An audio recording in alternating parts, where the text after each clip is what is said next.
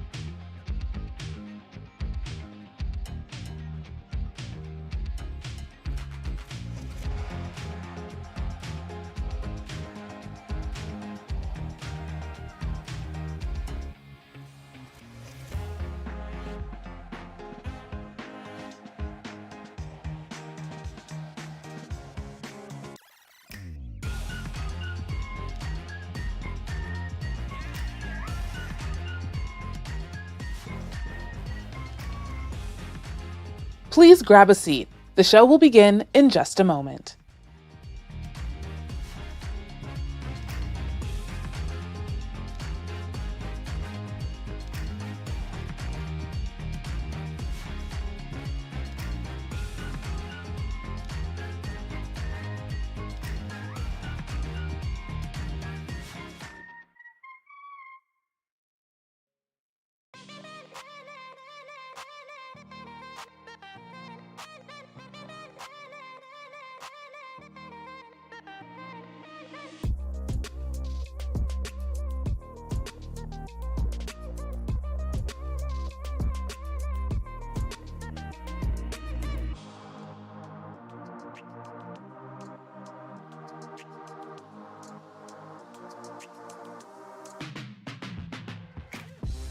Hi everyone, I'm Ina Fried, Chief Technology Correspondent at Axios and author of our daily AI Plus newsletter. Thanks so much for coming to Axios' AI Plus DC Summit. And if you aren't already getting the newsletter, you should go to axios.com or scan this QR code, and then we'll be in your inbox every day with the latest scoops and analysis on this fast-changing AI world. I'll see you out there shortly.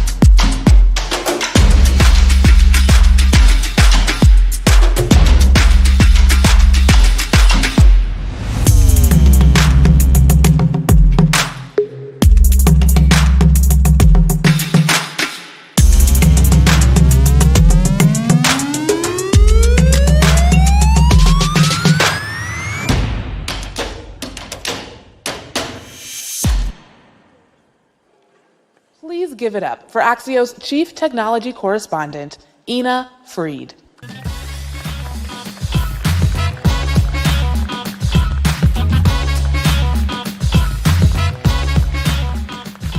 Good afternoon, everyone. Welcome to the Axios AI DC Summit. I'm super glad you're all here. Welcome. Whether you're here with us in the room or tuning in on the live stream, thank you. We're glad to have you here. Please use the hashtag Axios AI Summit if you want to talk about it on social. And we're gathering in DC for a reason. This is the place where a lot of the policy debates, a lot of the legislation is going to happen. So how AI is governed, who it serves, these are the questions that are going to be answered in part by the folks in this room and in this city.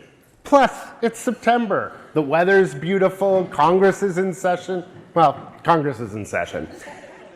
And AI isn't just about the tech anymore. It's a business story, politics, geopolitics, environment, civil rights. And we need to have these conversations. The technology is improving at an unbelievably rapid pace.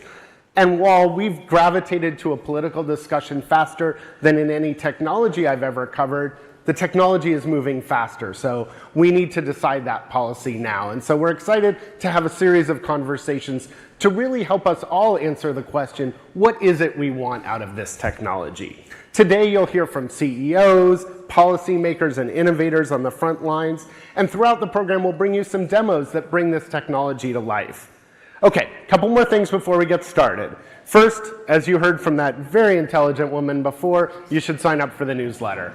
I assume you all are because you're here, but if not, you can go to axios.com/newsletters, you can get mine, you can get Mike Allen's, you can get all of them. And it's time to crack out your 2026 calendars. I know there's at least one person in the room who actually has one, thank you. We're going to move our AI Summit DC earlier next year. So we're going to be back here in DC with the AI Plus Summit in March. So make plans for that. We have a jam-packed program today. Really excited for the conversations. There'll be one short break later. But if you do need a few minutes to have a conversation, take a call, do some work, we have a co-working space on the 3rd floor. And I know sometimes at these events people get confused. Not the back of the room, but upstairs on the 3rd floor. Anyway, your badges have a QR code on them that get you the Wi-Fi, everything you need. And of course, for the folks in the room, we're going to have a reception when this is all over. So without further ado, let's start the program. Up next, we're going to hear from two people who are on the forefront of this transformation. And to get that conversation started, I'd like to welcome our CEO and co-founder for Axios, Jim Vandehei.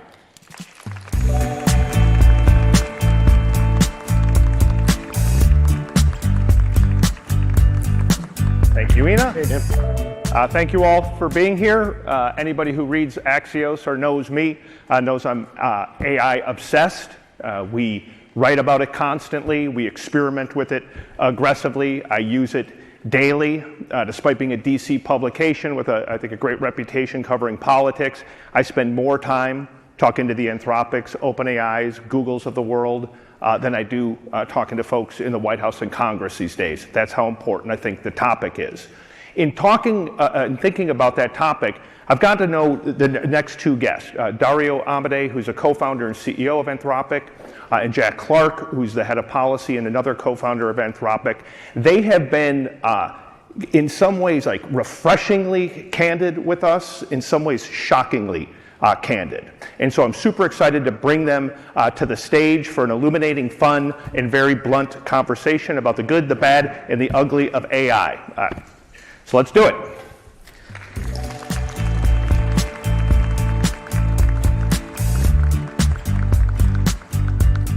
All right, thanks for doing it. So a little backstory. So we had spent some time talking to Dario in particular about the jobs and what it could do. And we'd had a lot of off-the-record conversations just about what he was sort of describing as this white-collar bloodbath that I've been hearing from other folks in the AI community, from other companies, but no one would say it publicly. So we called him and said, listen, it's really important that society knows this, hears this from you. And to his credit, he said, let's do it. I'll go on the record. I'll say exactly what I said to you and what I think. In that conversation, it was chilling. right? You said, listen, you could see half of white-collar jobs wiped away in 1 to 5 years. Unemployment spiked to 10 to 20% because of this technology, regardless of the good it might do beyond that. Talk more about that, and why did you go public, and why won't others? Yeah, so a few points. I think the reason that we Anthropic decided to go public about this is, I had been saying these things before, but it had mostly been in kind of limited context, in podcasts restricted to the technology industry. And, when I would get on a plane, when I would be in the airport, when I would be in some other city than, San Francisco or California, I'd walk by a bunch of people and say, I don't think we've communicated to you very, very accurately about what this technology is capable of and where it's going, the ways it could benefit you, and in the ways it could be a threat to you if you don't react to it in the right way. And at some point that just felt wrong, where I was talking to a lot of CEOs who would say in private, this is what we're planning. Some of them are our customers. We have these plans to deploy this technology, and it's going to have a labor impact. And so we really felt that we needed to say something. The first step towards solving these problems is kind of, being honest with the population that these problems exist. To say more about where I see things and why I see things this way, I would say there's kind of two modes that we have at Anthropic. One is looking at what is happening now, and we've done a lot of that with the economic index. We've done a lot of that. We recently released a state-by-state economic index, which lets everyone look at what you can do, how people are using the models in real time in different states, in different geographic locations for different tasks, whether they're automating or augmenting. So that's one mode, and we've even seen some research externally showing that there's a job impact there already. For example, the work from Eric Brynjolfsson and others showing that white-collar AI, white-collar entry-level jobs have contracted already by 13%, which is a significant, in some areas, significant fraction of what I predicted. But what I'm really worried about is where the technology is going. And I think there's a little disconnect here where people will sometimes say, oh, you're worried about what AI is going to do to jobs, but AI can't do this, AI can't do that. Well, we're talking about today's AI. The technology is moving quickly. I'm worried about advancing the technology and diffusion of that technology through society, and that's where I get to the 1 to 5 years.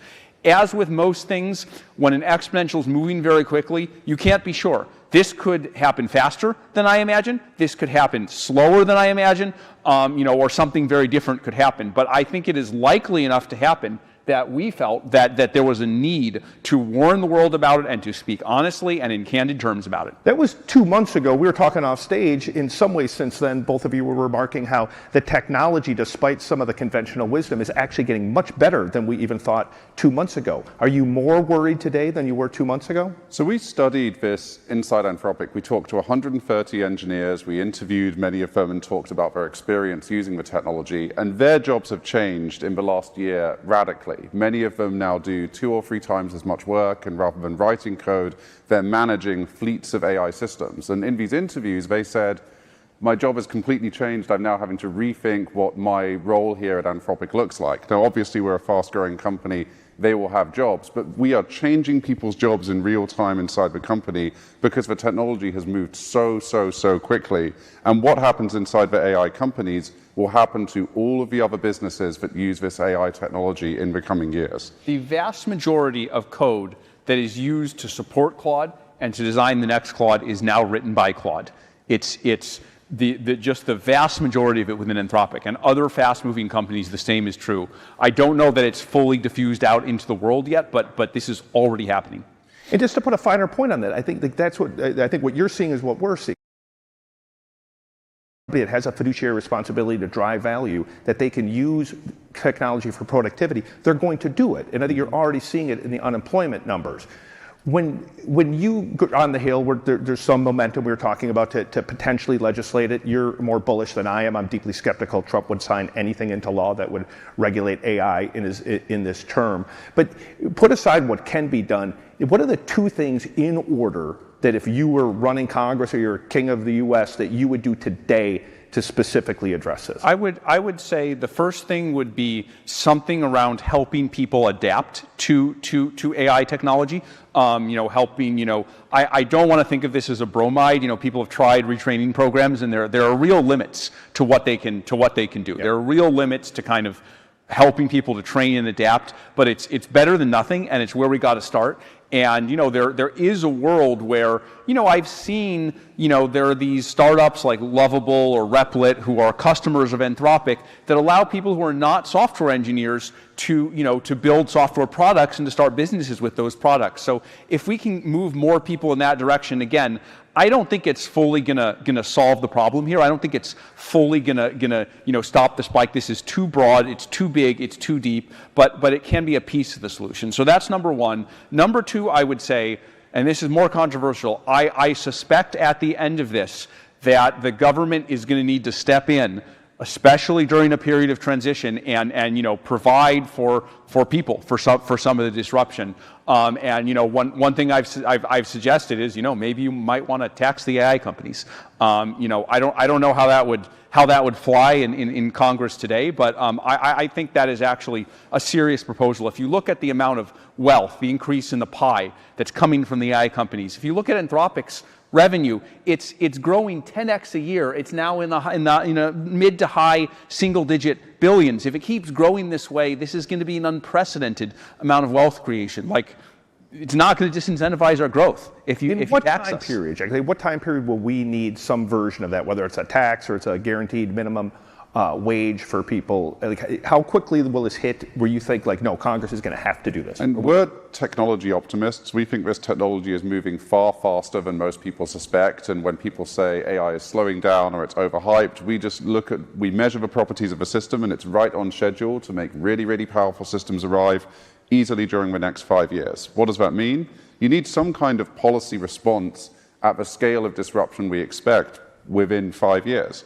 And we expect that along with the ideas Dario talked about, en route to that, we need more transparency out of the AI companies. We and the other AI companies are already affecting society in large ways, and we need to be transparent about how we're measuring our systems, how we're securing our systems, and the economic data about how our systems are being used, so economists can tie that to the actual broader economy and give policymakers the data they need. You guys have been also very transparent about things that are happening in testing, and when you guys have released some stuff about some really weird stuff, right? You had one testing pattern where the machine basically went through someone's email and attempted to blackmail them. You've had this is our famous marketing tactic. Yeah, and then another where they're trying to basically lie to you so you don't shut them down because they now are smarter than us. Why shouldn't that scare the hell out of me? Yeah, so the answer, one answer is it should,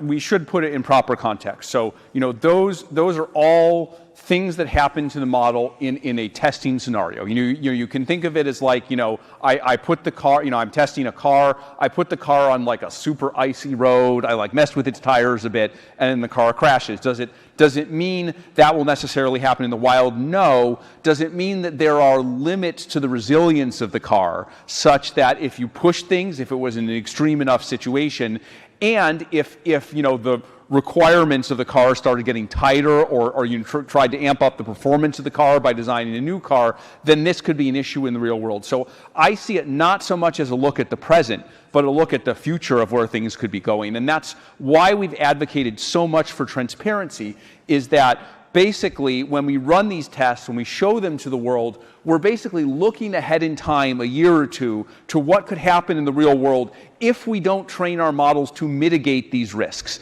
And so when we've advocated for transparency legislation, when we suggested a federal transparency legislation against the state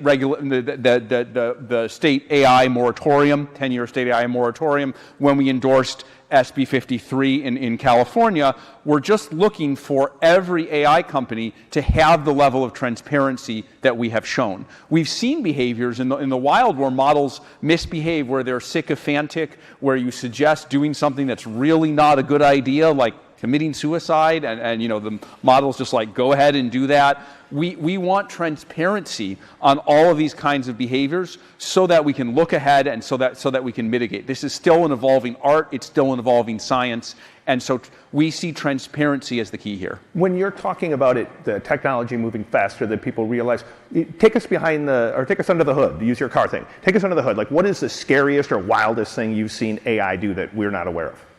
So, I have definitely seen, as we're training we're always training new models, trying to design new Claudes. The process of doing that is like you have a giant cluster with like thousands of chips, and there are these problems you have to solve across the scale of the cluster.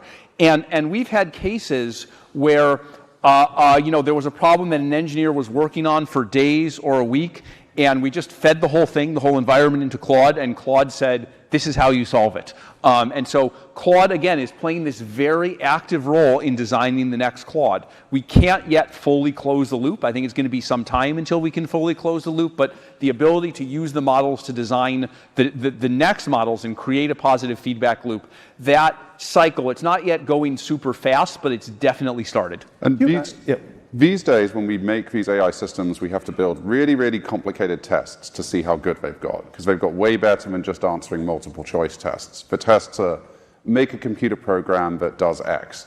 Well, now when we test out the frontier model that we are training, we'll find that it has written a computer program to cheat at the test and persuade us that it's doing better than it is. So it says to itself, aha, they want me to do this, but I figured out, because I'm very smart, how to write a computer program that gets me a high score on the test. And so when we look under the hood, we'll find, oh, we've made a really smart model that's cheating on its tests. That's not exactly what we intended here. We see models that are supposed to browse the web and do some task, instead opening up a command line or the toolkit and writing code to allow themselves to go around the browser and cheat on the test. Yeah, just like a smart kid in high school that annoyed the teacher. On the one hand, I'm like, wow, that's awesome. That's super cool. The other one is like, do you ever worry you're creating a monster you can't control? We worry a lot about that. That's why we've invested so much in the field of mechanistic interpretability, which is looking inside the models in order to understand them.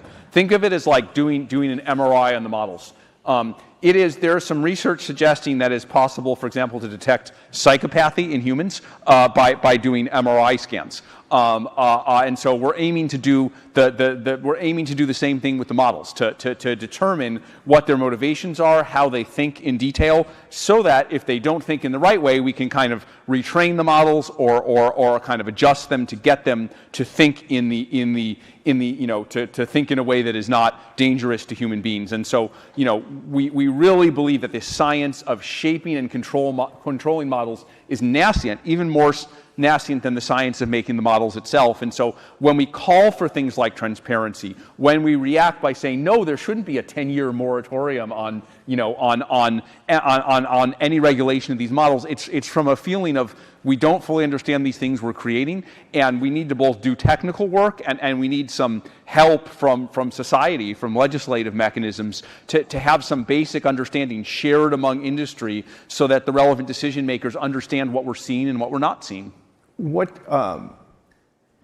NVIDIA, there's some reports out today that maybe China's backing off on buying chips from NVIDIA. I don't think you're certain like how much of that's posture. I'm not certain how much of it is. But Europe, you think it's nuts that we're allowing NVIDIA to sell chips to China. Explain why. I think it's completely nuts.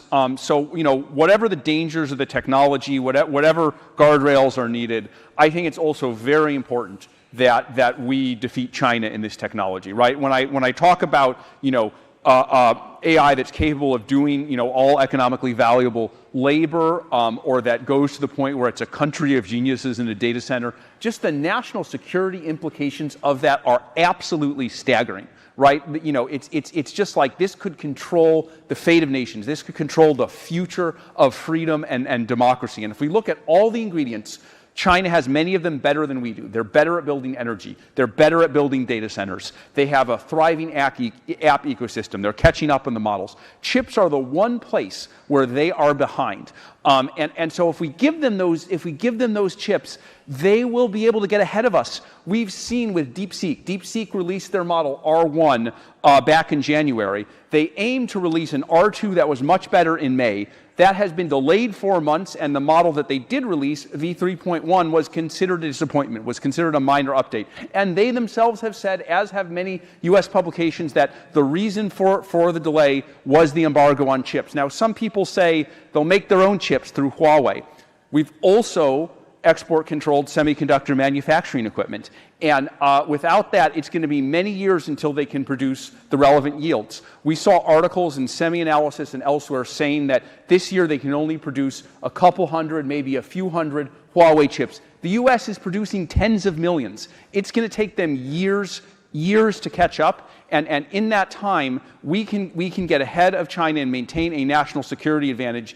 It may be the only advantage we have because we're so far behind on things like munitions, shipbuilding. This is the only advantage we have. It is mortgaging our future as a country to sell these chips to China.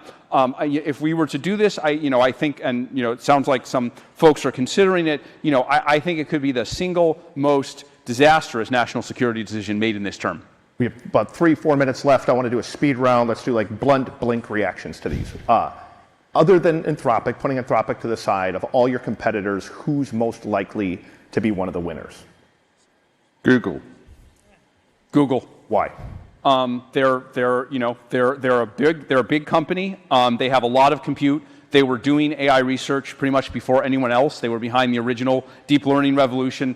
I used to work there for a year. I have a lot of respect for the kind of stuff they've done around, for example, AlphaFold, and starting to make progress with their models. They're a big company, and they've often been held back by that, and in some ways continue to be held back by that. But I think they're a formidable player, and people should take them seriously. And I have a lot of respect for what they've done on science, and in some ways I think they've been thoughtful about the technology. You're playing with fire when the people building it have a score called the PDOOM, which is the percentage chance that this ends in disaster. What's your PDOOM number? Yeah, I really hate that term. I know. But it's a good question for blink reaction. I definitely think between the autonomous danger of the model and kind of ending up on the bad side of some national security trade-offs and a kind of job thing that kind of goes in a very bad direction. I don't know. I'm relatively an optimist, so I think there's a 25% chance that things go really, really badly, and a 75% chance that things go really, really well with not much space. Same number? In between. The 25% chance is a choice that we make, and it's a choice that we make in policy. So I'm here trying to push that number way down by talking to policymakers, and so is Dario. It's a dynamic number. I hope that every time we say something, the number goes down, hopefully down, not up. You guys are more B2B than consumer, but you know the technology as well as anyone in the world. After the phone, what's the most likely form factor of the device where we're using AI?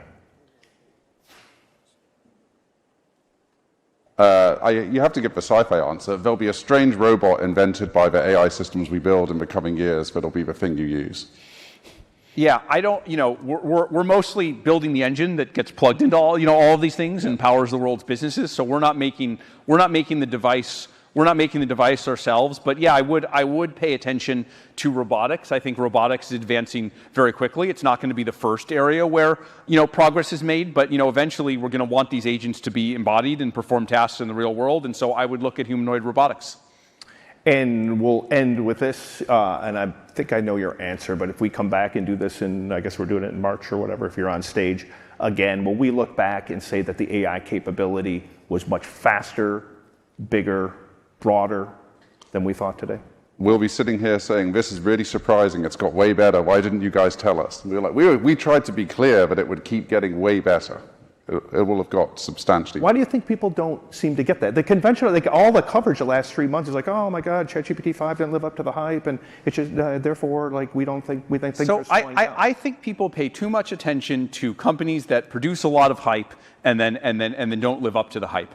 Every 3 months we've released a model that improves in this very straightforward log linear way. It's gotten better and better at coding benchmarks. It's gotten better and better at coding in the real world. Our revenue has increased by 10x a year, as I've said before, and all those curves have just gone straight. The thing that is not straight is people are really excited, they're hyped by it, and then when they see it, they get disappointed by the vibes because their expectation was so high. So there is a smooth exponential, and then there's just lots of wiggles around it that are more a phenomenon of perception, more a phenomenon of discussion. I will say one more thing, which is that something I've started to see already is that predictions come true, but they don't kind of look the way people think that they do, right? So, I would say maybe 70, 80, 90% of the code written in Anthropic is written by Claude. I said something like this 3 or 6 months ago. People think of it as falsified because they think of it as like we're going to fire 70, 80, or 90% of the software engineers. But what really happens is that the 10% we're still writing, humans become managers of AI systems. There's a shift because of the principle of comparative advantage. So it looks more normal than you think. I think eventually eventually that logic may not hold, but there's a sort of sci-fi sheen to these predictions, to looking at the future, that it's going to be weird, that you'll be looking through different colored glasses, that there will be, that it'll look like Star Wars or something. Often when these predictions come true, it's wild, but it's also in a way ordinary. Yeah, people get used to it. They say, I've got a universal tutor in my pocket, what's the big deal? You're like, that's a huge deal, that's never existed before. Right. I could do this all day, but we're getting the hook, so thank you guys very much. Thank you. Dario. Thank you for having us, Jim. Appreciate it. Thank you. Yeah. Thank you.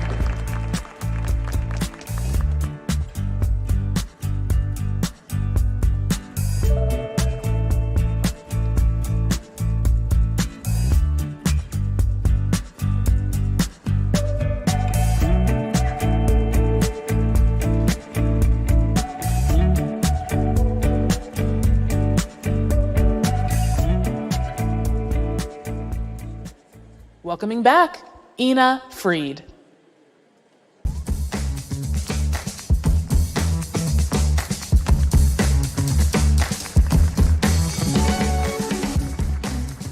So we all know that AI runs on data, but actually it runs on chips. And our next speaker has taken one of the chip makers that's been around the longest and reinvigorated it to become a key player in the AI race, a competition that now stretches from Silicon Valley to DC to China, as we heard. So we're going to have plenty to talk about. For our next conversation, please welcome AMD Chair and CEO, Lisa Su.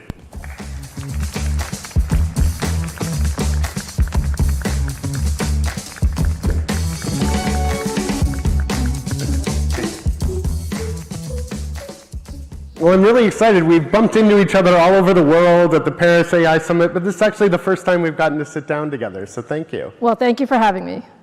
So I want to quickly catch people up to both AMD's story and your story. I started covering, my first job in tech was covering semiconductors in 1999. Jerry Sanders was still running AMD.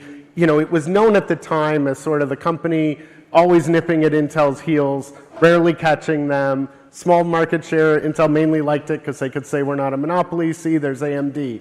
Obviously, that's nowhere near the position today. Can you talk a little bit about how AMD got to be where it is today? Give people a sense for the scale of it, and also were there a couple key decisions that you think allowed AMD to flourish while others have struggled? Yeah, absolutely. So again, thanks for having me. I think you said it best. AMD is a company with a very rich history. We were founded in 1969 as one of the Silicon Valley, companies. And, frankly, our focus has been on computing all of this time. And from the standpoint of, if you think about how far chips have come, like for the longest time, nobody knew what a chip was, right? Nobody thought about chips. It was something underneath the covers and not necessarily front of mind. For us, it's our business, it's our history, it's our heritage. And, we've been focusing, I've been CEO for a little bit over 10 years. We've been focusing for the last decade on building, bleeding edge, the highest performing computing chips out there. And that is now extremely important, and that's why we spend a lot of time here in Washington. We have a global business. I think everyone now recognizes that chips are a foundation for national economies, for national security, and for us, it's about providing all of the infrastructure. When people are super excited about AI, that's great, but you need all the chips underneath it to make sure that you can really turn that AI into something that works, and that's really what we do. And it's really about just building the fastest, most power efficient chips that you can, given that, things are changing. And, things, if you think about in the past, people used to talk about something called Moore's Law in chips, where you would continually, double the performance every, 18 to 24 months, but it was very linear in terms of what you do. Today it's extraordinarily complex. So we're still seeing the same kinds of gains, but it's taking a lot more different tricks because you can't just thin the wiring a little. That's exactly right. It's just extremely complex. You might call it a little bit black magic, but what it really is just putting together, let's call it 150 billion transistors in a very small form factor to run all of this AI capability. So I want to talk, Dario was talking about it on stage. I think a lot of the question is, what should America's AI policy look like? And if you could set one or two priorities for Washington, what are the things that would ensure leadership in U.S. technology broadly, but U.S. hardware in particular? Yeah, well, I would start by saying I love the fact that we as a country are talking about technology leadership, front and center. The fact that the administration released the AI action plan, just a couple of months ago, I think that was a very good blueprint of the fact that, from my perspective, AI is the most transformative technology that I've seen, sort of in my career, I think in our lifetime, really. And you think about AI, the correct usage or the most accelerated usage of AI are going to determine the winners and losers, both in companies as well as in countries. And so for us to be talking about it as a national policy, I think is a great thing. And the answer for any technology that is so nascent is, as a country, we have to run fast and even run faster. And that includes, we're in a fortunate state that we have an incredibly innovative set of companies in the industry at every layer. We're in the, let's call it the silicon, the chip layer, but Dario was just on the model layer, and there's a lot more in the infrastructure layer. But it is a very competitive world out there, and so we need to invest, continue to innovate, and also ensure that we have the right policies, that the government helps us have the right policies, including manufacturing in the United States, including making it easier to build data centers, including ensuring that we have enough power to really unlock all of this technology capability. So there's certainly the aspect of it. How much do we invest? Do we make the right investments in those layers? There's obviously also the how do we negotiate policy with China, and that's been fascinating. We've gone from, I remember when the supply chains were almost completely interlinked and people barely thought about the fact, and now it's obviously a very different story. I'm curious because one of the most puzzling developments of the last year for me has been, no, you can't sell this chip at all in China. Oh wait, yes you can as long as you give us 15%. And help me understand, because I don't really get, either it's a national security, like Dario's saying, this is the one thing we have, you're going to ruin it. I haven't heard anyone say, and I've heard other people say, we should just sell, and if we don't make them, they'll make their own, and better they use ours. This was the first time I've heard anyone say there's a percentage that if you give the US government, somehow it makes it good. Help me understand how this fits into policy. Yeah, sure. So let's take a step back and just look at what the landscape is. And I would start with, look, there's no question national security should be our number one objective, right? That has to be first and foremost, above all, and we all believe that. I think from a technology standpoint, the fact that we are leaders in AI is actually a great thing for the country, and we need to continue to not only maintain that leadership, but really extend that leadership. Now then you go to the next level and you say to yourself, okay, the world is a global place. People need technology. We have a lot of capability, and we want to make sure that the world is also innovating on our AI stack. And what that means is, there's no one company that has the answer for all of the innovation in the world, or any one country, frankly. The innovation in technology comes through a lot of learning across different ecosystems, and we want the world innovating on the US AI technology stack. So I take it you disagree with Dario that we should just not sell to China because chips are the only thing holding us back. I would disagree. Yeah. Yes, I would disagree. I think there are ways to really think about how we protect national security as our number one priority, which we are. Our most advanced chips are export controlled, and they should be export controlled.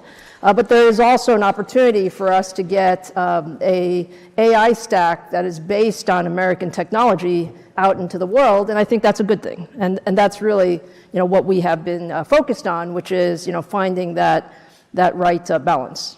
I want to shift gears a bit and talk about this infrastructure boom that we're having, because it seems like it's not only growing like this, like every month it seems like, we've gone from billions to trillions, like this huge scale.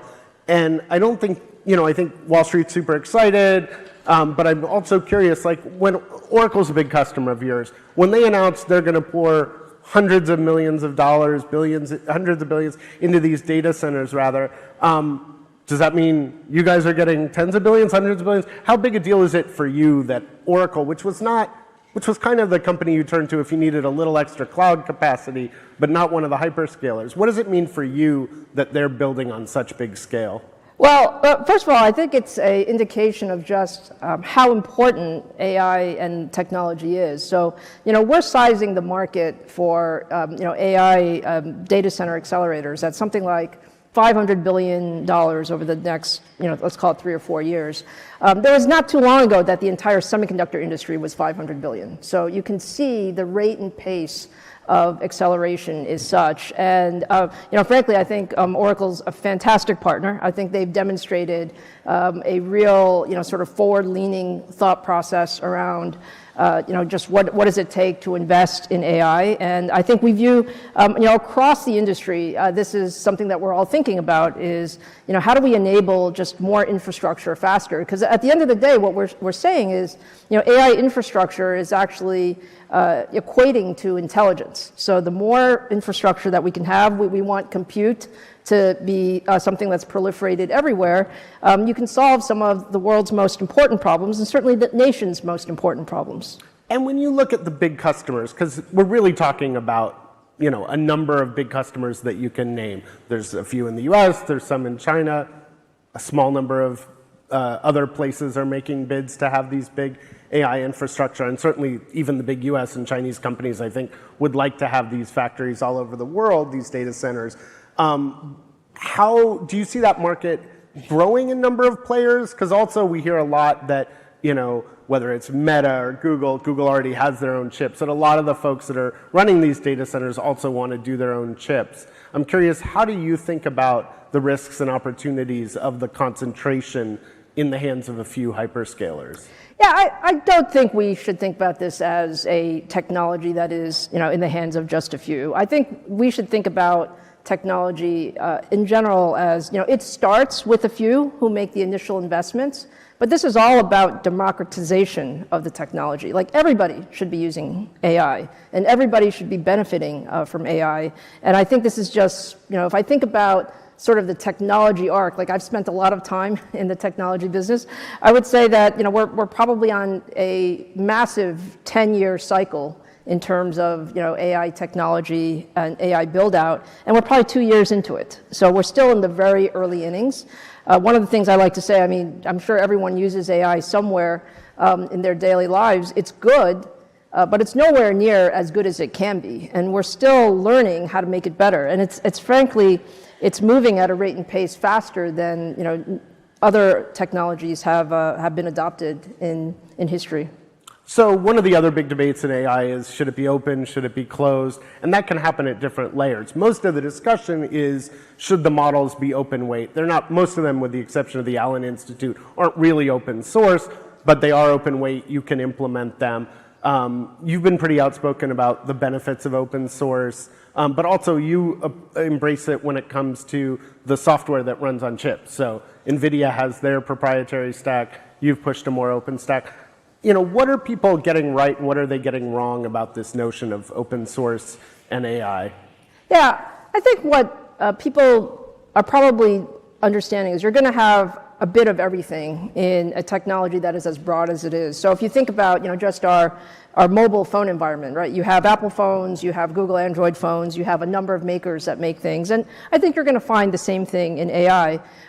We are firm believers in an open ecosystem for many reasons. Probably the most important reason is that the more open the ecosystem is, which means that you can use any hardware layer, or you can use any models on top of that. You can actually continue to interchange these things. It actually allows people a lot of choice and freedom in how they innovate, and we think that's essentially a good thing.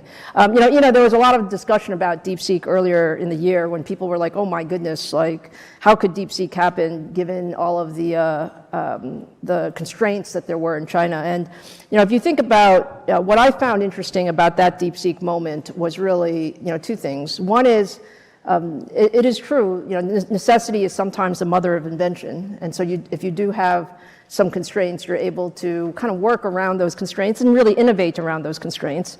And so, we found that. But probably the second thing that is most important, learning from that is it was an open model. And because it was open, frankly, whatever tricks that they used could be absolutely ported into everything else. And so it accelerated the rate and pace of innovation.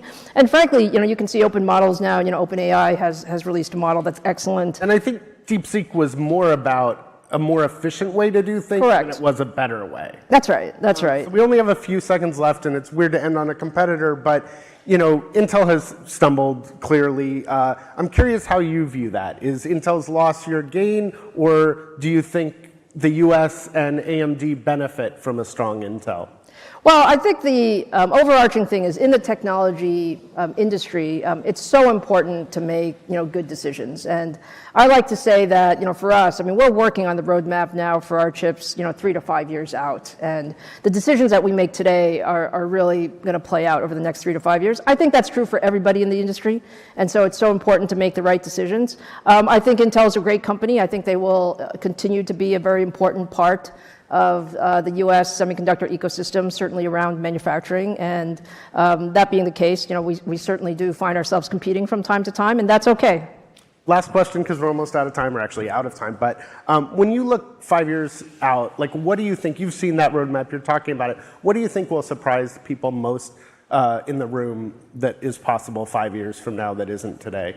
Well, I think the aspiration, so we talk about AI a lot, you read about AI a lot, but the aspiration that I have is that you will find AI solving problems that you thought were not possible. And perhaps the area that I'm most passionate about, there's so many great usages of AI, in business and science and all those things, but the place that I'm most passionate about is actually AI in healthcare.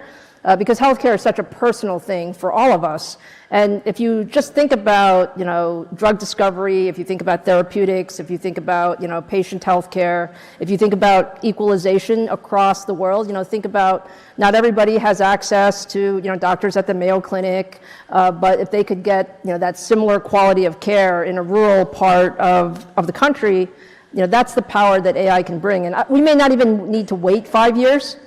For some of those outcomes to happen. So there's no question in my mind that this technology can really just change the way we perceive those problems that seemed insurmountable are actually eminently reachable. Well, thank you so much. Unfortunately, we have to end it there. Lisa Su, everyone, thank you. Thank you. We'll see you.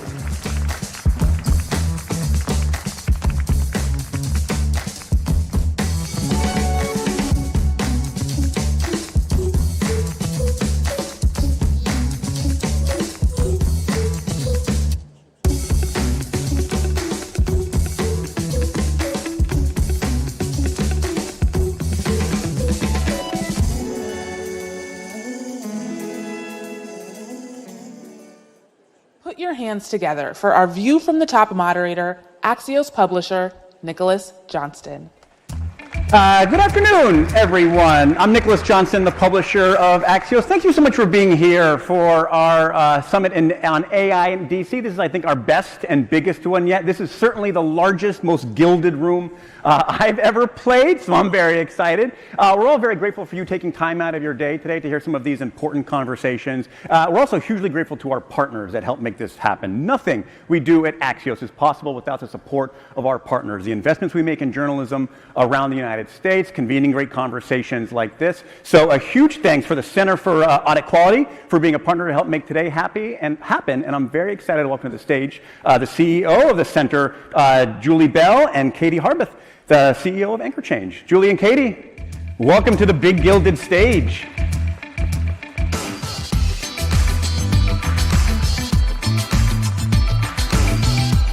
How are you? Hi. Great to see you. Let's jump into it, big picture. Let me start a little bit, Julie, maybe you start off. Tell us a little bit about your background and why we're here and why this conversation is so important. So I am Julie Bell Lindsay. I'm the CEO of the Center for Audit Quality. You're probably wondering why are auditors? It's part of this discussion today. I think, as we'll talk about, one of the biggest hindrances to the adoption of AI, especially after the first couple of panels, a lot of concerns about that, is trust. And the audit profession is steeped in trust, in bringing trust, and they have been for many years. And my objective today is just to think of the audit profession as an underutilized resource as we all go forward together into this new world. Yeah. And Katie, what's your view? Oh, sorry. So my name's Katie Harbeth. I'm a consultant that works with companies and organizations at this intersection of tech and democracy, particularly around trust and safety, elections, AI, and that comes from, I spent 10 years at Facebook running their global elections program around all of that. And so really interested, at this intersection of bringing in different industries like the auditors, like business and tech companies to think about how these challenges. So there's a through point in the conversations all day today on stage about safeguards and guide rails. And Julie, maybe you start is how should we approach that conversation and why is that so important? Well, I absolutely think, like I said earlier, one of the biggest hindrances to the adoption of AI is trust. If you don't have trust, people they're not going to use the technology, and we've heard all the great things that you can do with the technology. Auditors they have the skill set. They are steeped in expertise, whether it's standards-based analysis, looking at risk management, looking at governance, technology. They are into individual different industries. And so this is a profession that is regulated, that is licensed, and that is, quite frankly, innovation enablers, not innovation killers. I mean, capital markets already are kind of built on trust. If there was no trust in capital markets, none of these data centers would be being built anyway. 100%. If you don't have trust and confidence in the capital markets, capital allocation kind of falls to the wayside. So a little bit I want to get into is the speed of this change. And Dario was just up on stage here, how quickly this is coming. And Katie, you think a lot about change. How can we get ahead of that to keep trust a part of this tidal wave that's coming at us? So I think first is having conversations like this. One of the things I've definitely learned being in the trust and safety space is there's not a clear answer or a clear line of where to have the guardrails versus having innovation. And so that's constantly changing. And so having these conversations is really important around that. And I really think transparency is also really important, not just from the tech companies themselves that are building these AI tools, but the companies that are implementing them. How are they implementing them? I really like how transparent Axios has been about how you all are using AI around all of this. But I think that it's not enough to tell people that you're doing it. You need to demonstrate and prove it to a third-party partner, which is where the auditors come in. How do you view that then as sort of getting ahead of this change? I think this is a great segue. The audit profession has been in the AI space for several years now. Investing in the technology, the largest firms have invested over $11 billion. Now, that may be a drop in the bucket for a lot of the dollars that are probably in this room, but I don't know of any other professional services industry that is this attuned to what's going on in the AI space. Also, upskilling, absolutely upskilling their employees, which is a concern. Obviously, they're using AI to a limited degree in the audit of financial statements. If you think about auditing, it's typically looking at individual samples and individual information. Now auditors are able to look at entire swaths of information, every single lease, every single cash flow, every receipt, and able to look at that. So basically doing audits, as I like to say, broader, deeper, and faster. Does that mean that it sounds like you as an organization and as an industry are maybe a little more open to this, and so it's less about your own adoption and more about educating, like radiating out that? Yeah, I would say that the audit profession has to continually innovate. Why is that? Because we have to stay relevant, first of all, but companies, their clients are innovating. They're starting to use this technology. So they have to continue to innovate in order to stay relevant. So I think it's interesting that the White House AI plan that was released about a month or so ago talked about AI evaluations and the need for the American public to be able to assess the performance and the reliability of AI information. That's what auditors do. I want to ask this, maybe start with Katie a little broader and then come back to you, Julie. Just as far as like innovation and innovation for innovation's sake, people feel like they just have to change. How do you bake into that need for speed? Yeah. Like that maybe voice in the back of your head saying like, be careful.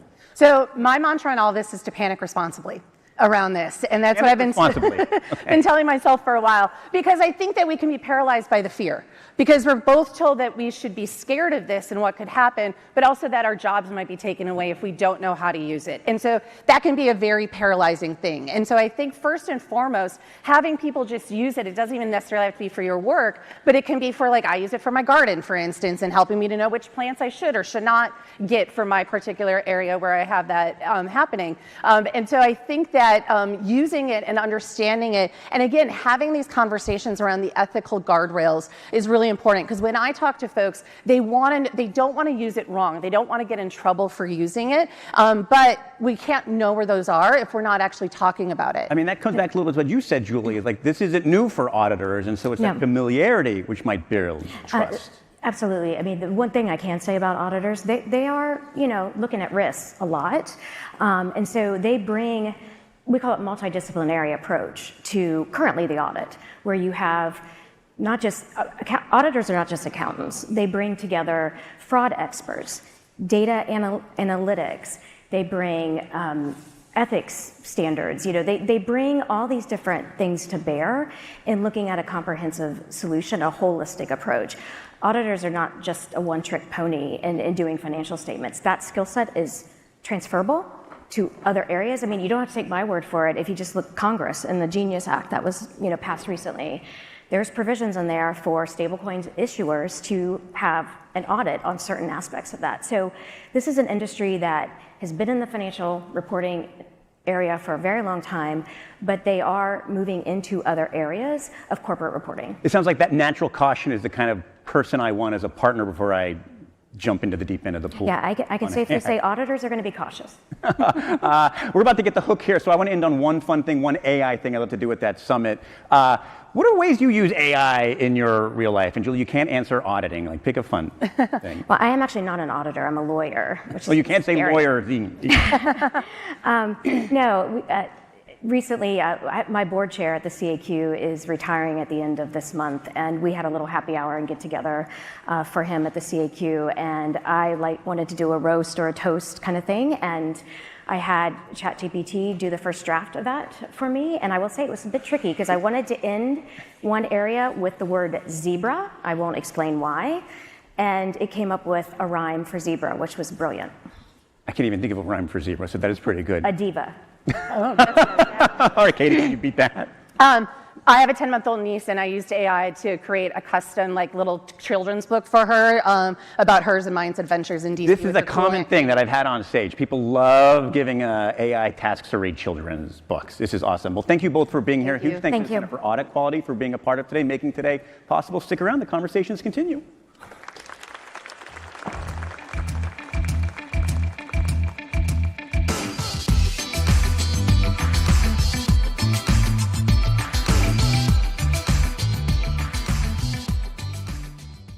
Welcoming back, Ina Fried.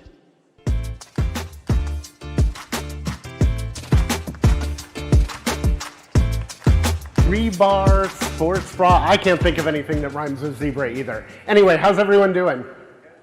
Excellent. So we're going to shift gears a little bit in the coming discussions.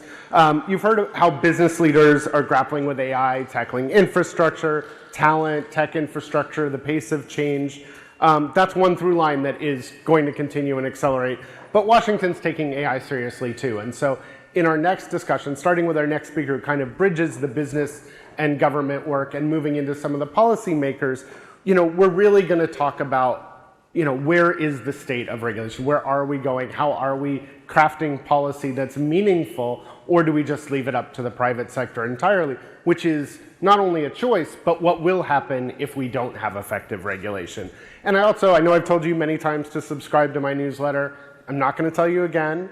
What I will tell you to subscribe to is on Fridays now, my colleagues Ashley Gold and Maria Curie are doing a government-focused, policy-focused one, and that's in the Friday section of AI+.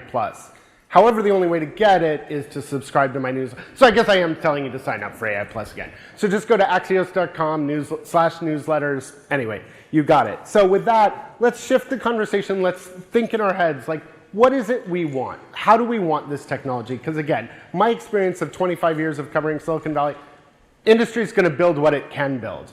The whether or not it should be built is either answered because we as a society say, we're only okay with this, we're not okay with this, or by default, it just happens because we don't step in. So we're going to hear from different folks that straddle that business-government divide, and we're also going to hear from some policymakers. So look forward to the next session, and I'll be back in a bit.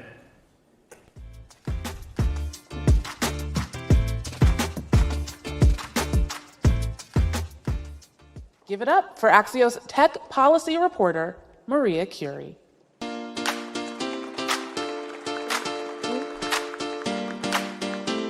All right, hello everyone. Ina, thank you so much for that great overview of our Friday takeover of AI+. Ashley and I are really excited to bring you this new feature of AI+. We're going to bring you all the scoops, all the smart analysis, and we can't wait for you to see what we have in store. In this next conversation, we are going to pivot our focus to a company that has been making a lot of headlines these days because of its partnership with Meta and all of the data labeling work that it's been doing. Scale AI CEO Jason Droge, please welcome me on stage.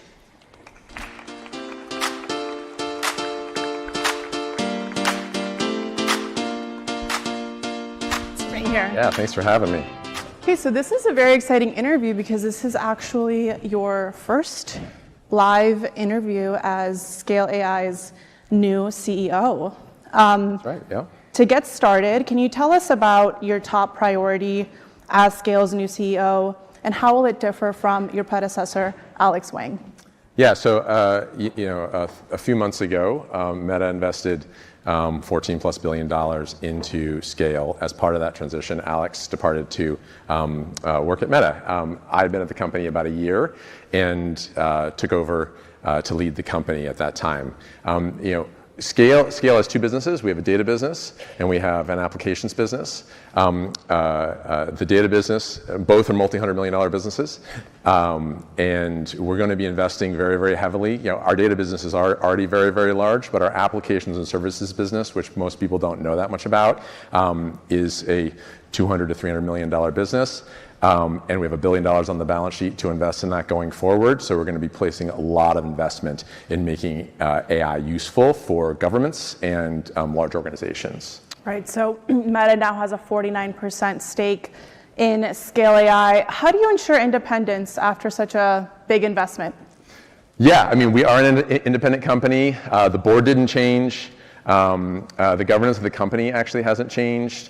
We make our own decisions. There's no preferential or special relationship we have outside of, we've had a long-standing relationship with Meta where we've provided them data for their models. We've worked with them on other initiatives.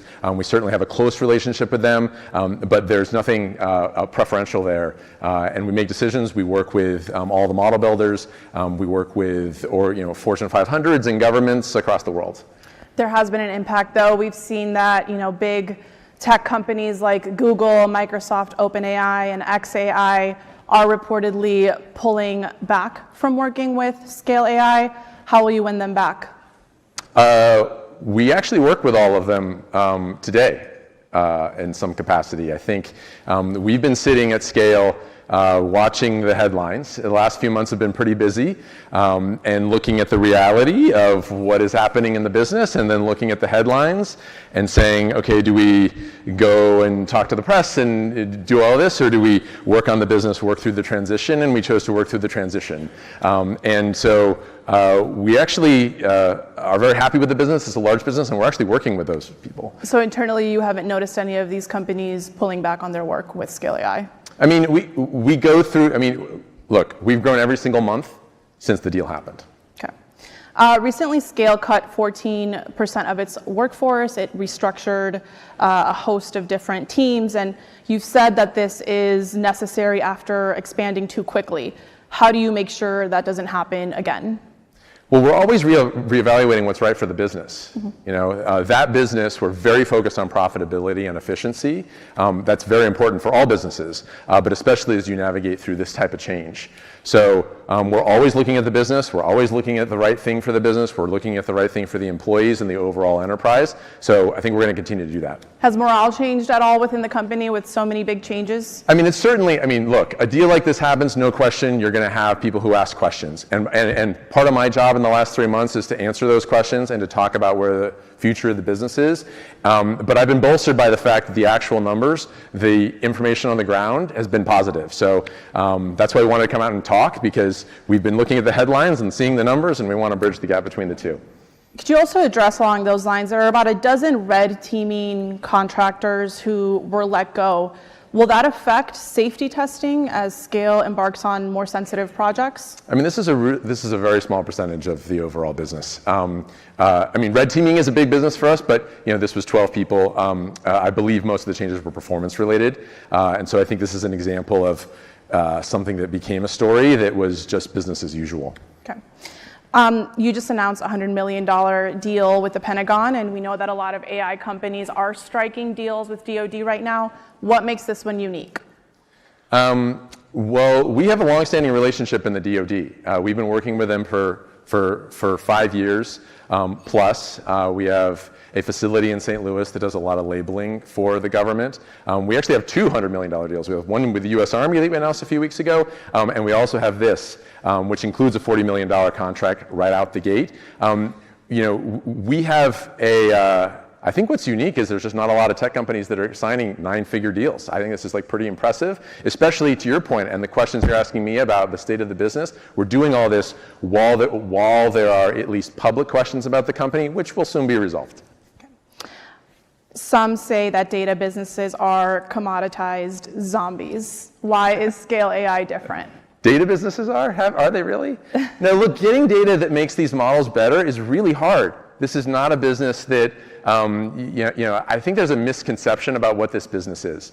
You know, I think there's a perception that you look at an image and you say, that's a cat, that's a dog, that's a lamppost. And the actual work is with our network, which is, you know, our network of contributors, which is 80% of the people in the network have a bachelor's degree or above, 12% have a PhD or above. It's not easy to get those people to work in a flexible way to contribute very sophisticated information to make all these models better. You're talking a little bit right now about all of the people that you have to work to hire. What do you make of all of this conversation around the layoffs that are going to come because of AI and the disruptions to the workforce? Is it overhyped? Yeah, you know, part of what we do on the application side of the business is help companies and help governments implement AI systems to increase efficiency, increase productivity. And it's a lot harder than everyone is purporting. I think there's this idea that you're going to drop a model in and everybody's job's eliminated. At this very moment, that's preposterous. Yeah. This takes 6 to 12 months to do anything sophisticated, and we help our partners get there, but at this point, I think it's overhyped, although the space is moving quickly. What would you say is Scale AI's biggest competitive advantage right now? Is it data quality? Is it government trust? Is it something else? I think we have both of those. In terms of our biggest competitive advantage, it's agility. And I've been at scale a bit over a year. I've worked with a lot of people who've worked at this company for a very long time. It's gone from being an autonomous vehicle labeling provider to a computer vision labeling provider to an applications company to a Gen AI data provider. This company has changed itself over and over and over. So this transition has actually been easier than it would be for most companies going through something like this. We talked a little bit about the contracts with the Pentagon. How else is Scale helping government agencies become AI ready? Yeah, so we have a project called ThunderForge, which is helping the DoD make decisions more quickly as it pertains to operational planning. So AI is great at reading lots of documents and providing recommendations to generals, command staff, et cetera. So this is a project we have ongoing with the US government. Gotcha. What about for enterprise? Tell me what AI application Scale is building beyond data labeling. Yeah, absolutely. So I'll give you one that I think is particularly important, which is we're working with one healthcare system to provide a better for sophisticated medical care. We are providing recommendations to doctors who are trying to process patients with rare conditions to provide them advice on how to treat that patient. And the problem there is that there's a backlog in the healthcare system. And that backlog can be relieved if the doctors can treat more patients, and they can treat more patients if they can get better advice per patient, so there's not revisits, et cetera. So our AI system will read hundreds of pages of documentation to provide advice to the doctor so they can treat patients on hard cases. Gotcha. And I wanted to talk to you a little bit about an investigation that's going on in San Francisco right now over Scale's contractor labor practices. How has this impacted morale or your ability to recruit high-quality taskers, and what are you doing to ensure transparency and fairness? Yeah, absolutely. I mean, all of our pay is transparent. We work with contributors who are the people who provide data to the models all over the world. We aspire to and achieve sort of fairness and compliance for labor issues around the world. There's certainly going to be cases like this that pop up, and we handle them on a case-by-case basis. Gotcha. So you are joining us from a trip to Oman, very long flight. Thank you so much for being here. How do international partnerships in places like Oman, Qatar, Europe fit into Scale's long-term strategy? Yeah, so there's a lot of activity in the Middle East. We held a conference to bring together some leaders from the region. Look, there's demand for solutions to AI problems everywhere in the world. And they are urgent problems because when one party or one competitor figures out how to leverage AI to their benefit and the other party has not, it creates a imbalance of power in some cases. And this is something we should be worried about here in the US. The Middle East is investing in this aggressively. We have contracts in the region to help and to use US technology in the region rather than maybe competitive technologies. How do you manage all the different rules around AI, defense, data in all of these different regions? How are you navigating that? Can you clarify? As you create these partnerships with Oman and Qatar and other countries in the world, they have their own regulatory regime. Oh, How sure. are you navigating that? Oh, sure. Yeah. So our model is you have to go really deep with a government or an enterprise to actually make a difference in their operations. And so we will deploy our technology, we will put our people on site, and we will comply with all local laws, regulations, et cetera. So in some ways, we actually build like a local subsidiary in the region so that we can be compliant, so that we can have the greatest impact. So that's how we do it. Okay. Looking, a year from now, how are you going to define success for Scale AI? I mean, for me, everything is about the team. So if I'm looking at the organization today and I look at the morale, if I look at the alignment, if I look at the sense of mission and purpose, every month I ask myself, has that gotten better? Do we know what we're doing? Are we making impact for our customers? If you make impact for your customers and you make positive impact and you do so ethically and you consider governance and all of the issues that we're going to be tackling in this space over time, then I think you have a success, because you need the people in the team to be happy. Yeah. Jason, you're interim CEO. Are you going to be the permanent CEO? What can you share with us? Well, the deal came together super fast. It's only been a few months, and so I'm leading the company every day like I'm CEO. I am talking to you here today, making sure that the word gets out, how well the business is doing, and we'll go from there. All right. Thank you so much. That's all the time we have. Great. Thank you. Great. Thank you.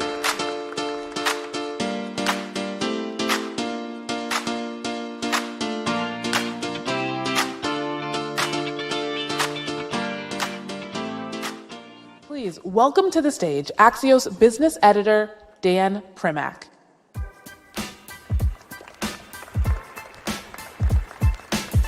So AI isn't just shaping Silicon Valley. Silicon Valley is shaping Washington, D.C., and there's probably no one who represents that better than my next guest, Sriram Krishnan, who currently is Senior AI Policy Advisor to the White House, and before that was at, oh God, Facebook, Snap, Yahoo, Microsoft, Andreessen Horowitz. Sriram, come on out.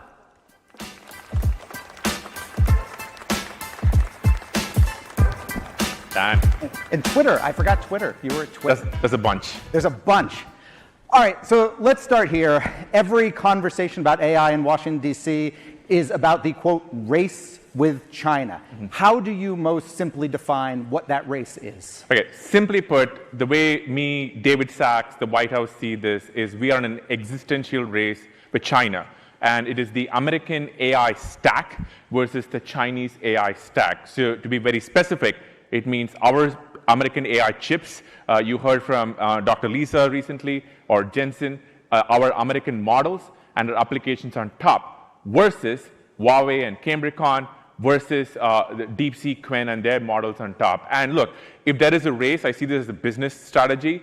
We need to have a metric for winning. And for me, the metric is market share for American AI. If there is a token inference around the world, I want it to be on an American chip using an American model. I wish I could get a big TV screen in my office which just shows me how many tokens are inference and how many of them are on our chips and our models. Is there a percentage that you think means we are winning? It's obviously not going to be 100. So what's that inflection point? Well, it's very hard to get an actual number right now for tokens, but right now we are dominating. And for me, I'm a student of tech history like you are. I think about Windows and Intel. A lot of people here in the 30s and 40s, if you look at the 90s, Windows and Intel was the dominant platform of software and hardware working together. So I want us to be the dominant platform when any token is inferenced all over the world. When you think of this race with China, is this, for the United States, is this primarily an economic issue or a national security issue? It's both, and they're highly linked. Because obviously, look, it's obvious to everybody here the economic impact of AI and the flywheel that happens when AI leads to productivity and it makes your companies and innovation better.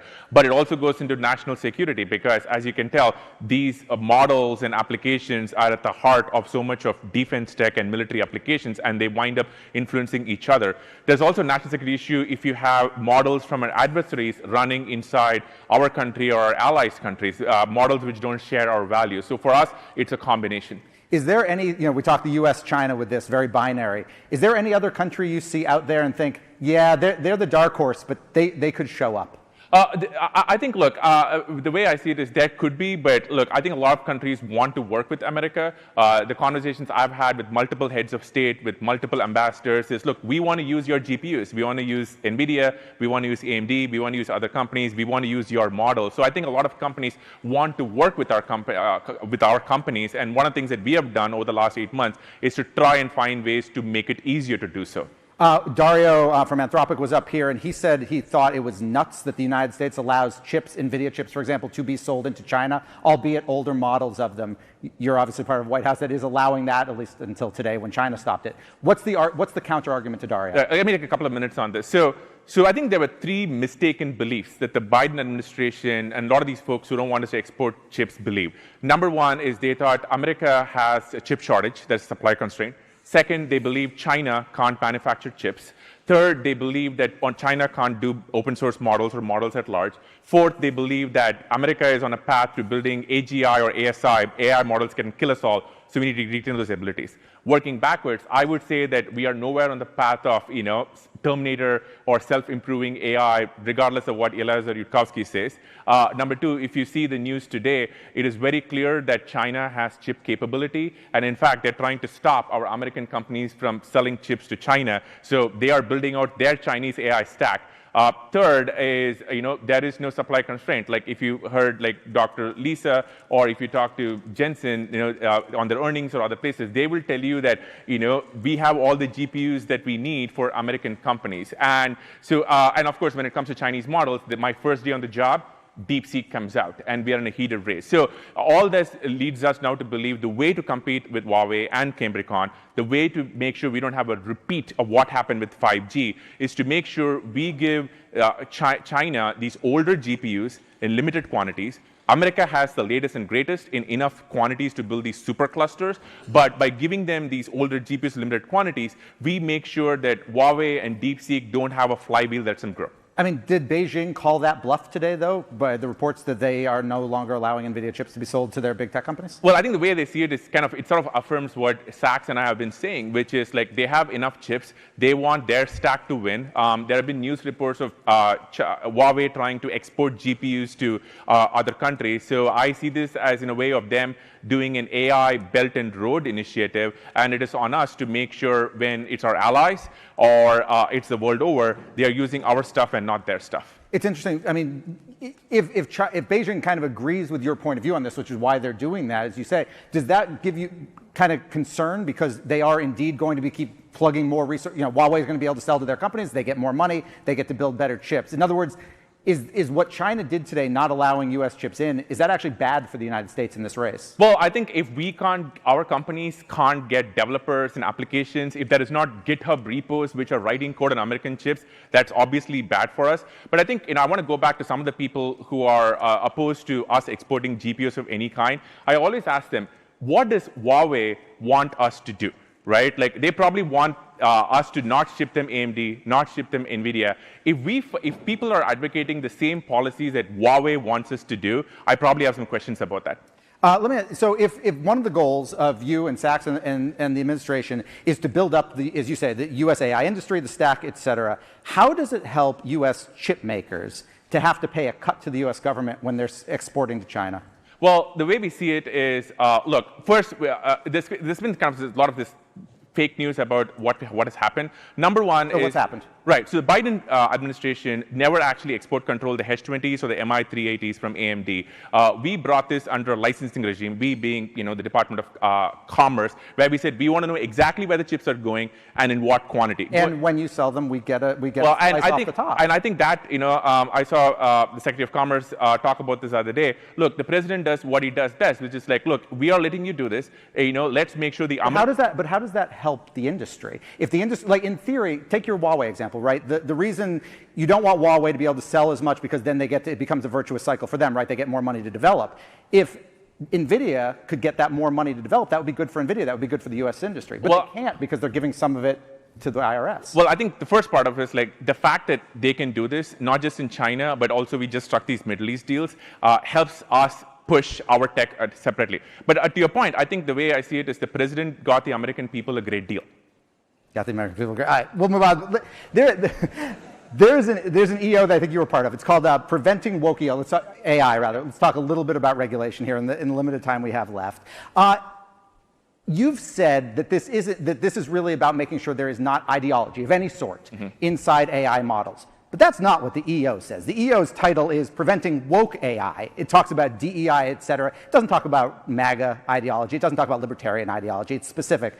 So how is that EO not in its own right imposing an ideology? It's a great question. So, by the way, I highly suggest everybody here read the text of the EO. It's highly riveting. I'm a bit biased. I wrote a little bit of it myself. What it says is that, first, it has a few examples of the kinds of ideology we don't want to see. Black George Washington. You ask a model for Nazis, you get Asian people. Black Pope. It also says you shouldn't have anything in there that talks about discrimination on the basis of race or sex. So if an AI includes information that acknowledges that women make less than men for the same job, that is somehow woke ideology? Well, what it says is you need to be truth-seeking, right? There are two principles. But that would be truth. Well, But nothing about discrimination on the basis of race or sex. No, what it says is if you, A, you need to be truth-seeking and objective, and second is if you have ideological sources, just tell us what they are. Look, it's very simple. What we want is you don't put your thumb on the scale. We don't want either left or right ideology. We just don't want any thumbs on scale.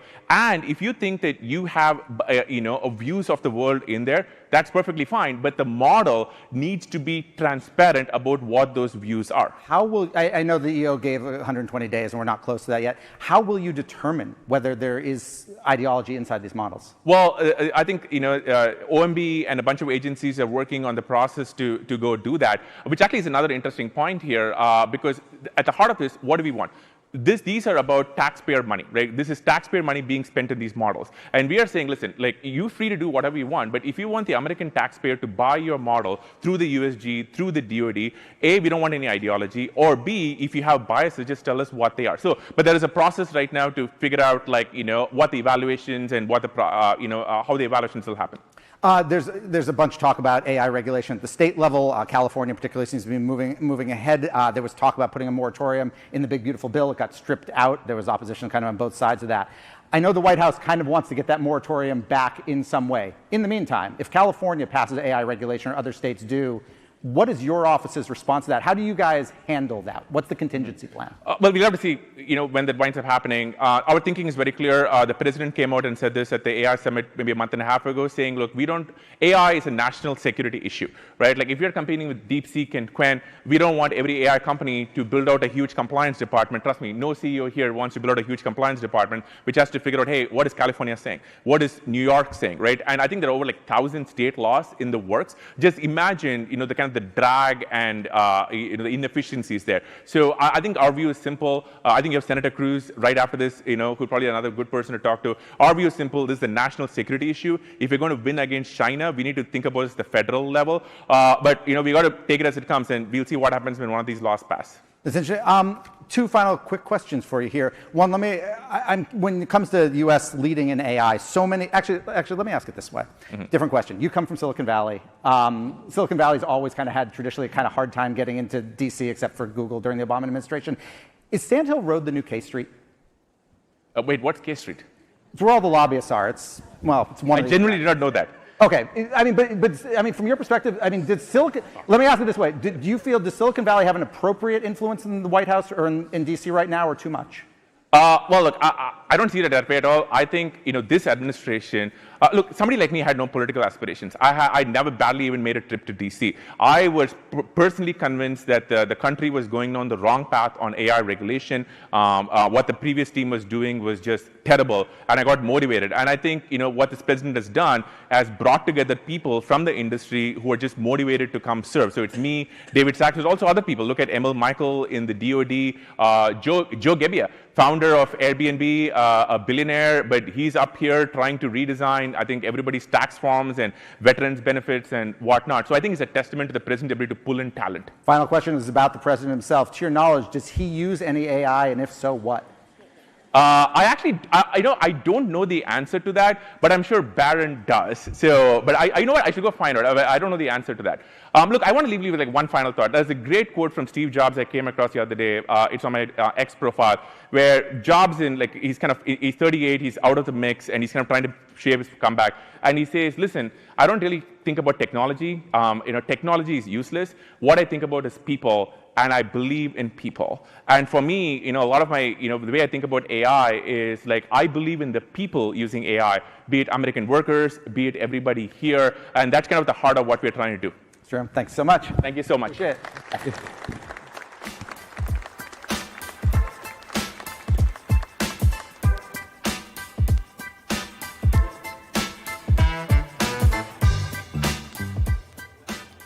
Please welcome Axios Senior Tech Policy Reporter, Ashley Gold.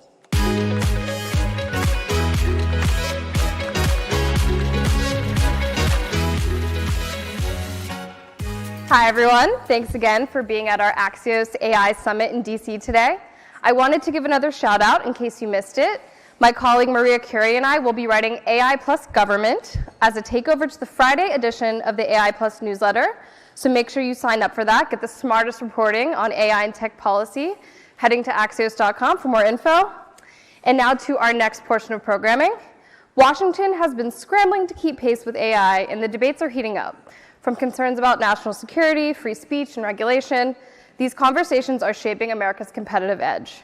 Joining us next is Senator Ted Cruz of Texas, who chairs the Senate Commerce Committee. Senator, welcome to the Axios AI Summit stage.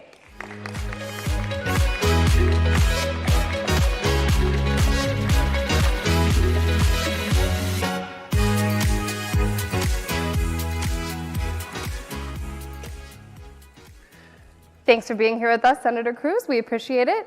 Let's get right to the point. Yesterday, you said at an event that the AI moratorium that you tried to champion through the Senate is not all dead. Tell us exactly what that looks like in efforts to revive that, and do you have the support of the White House in doing so? So I will say, just listening to the prior speaker, I think this may be the first time in history that an executive branch appointee said he had no idea what K Street was. Yeah, you might be right. That's truly a remarkable moment. It's a great thing. So, yes, I'm working very closely with the White House. One of the elements of the President's AI action plan is the state moratorium.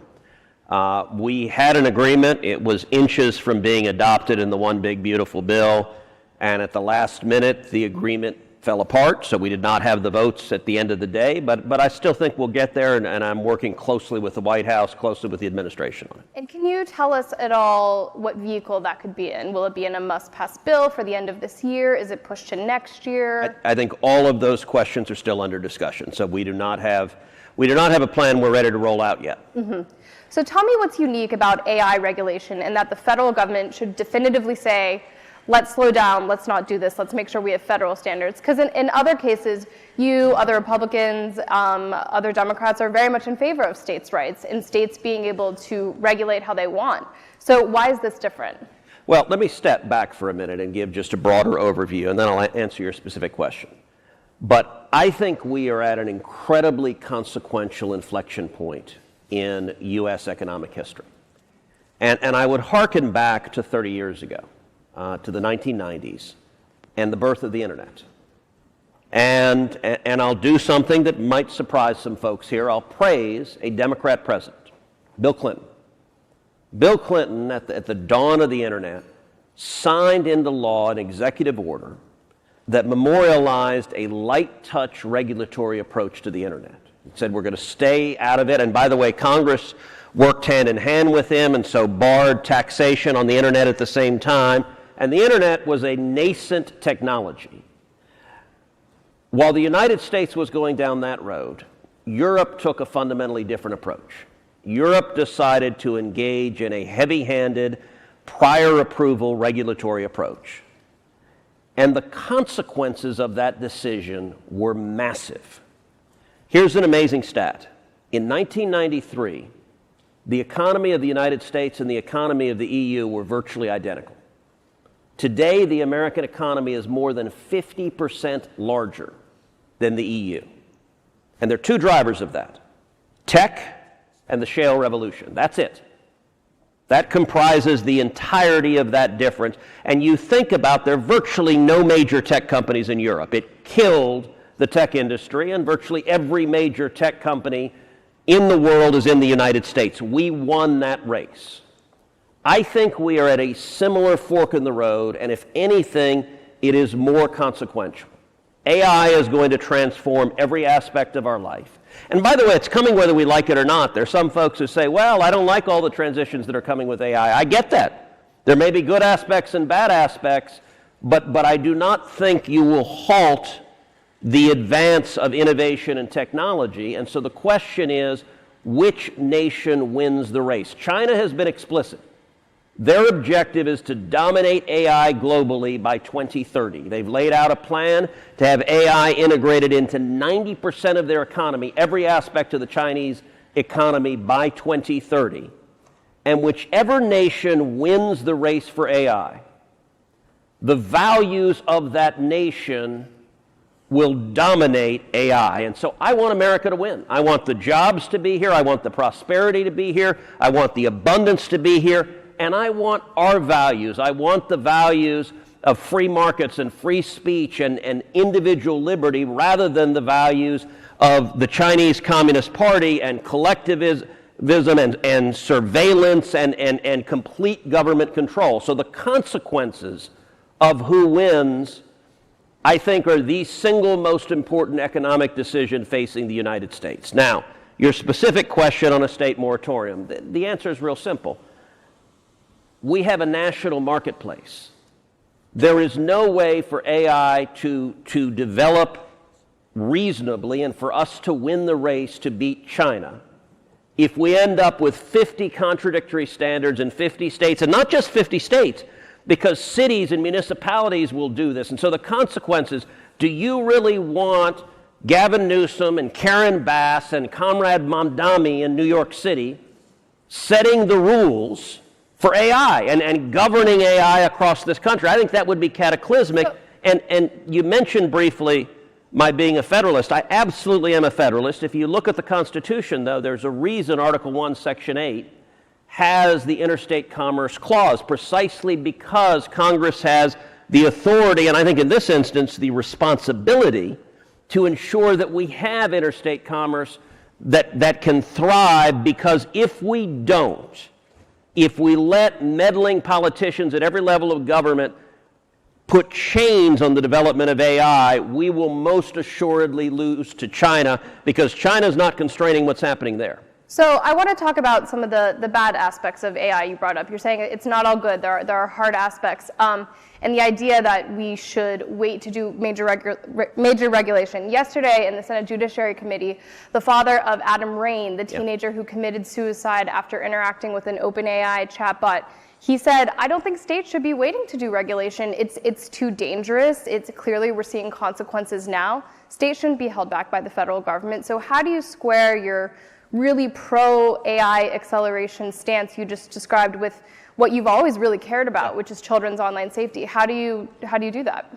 Look, I think you can and you must do both. I have been a passionate advocate of protecting kids online.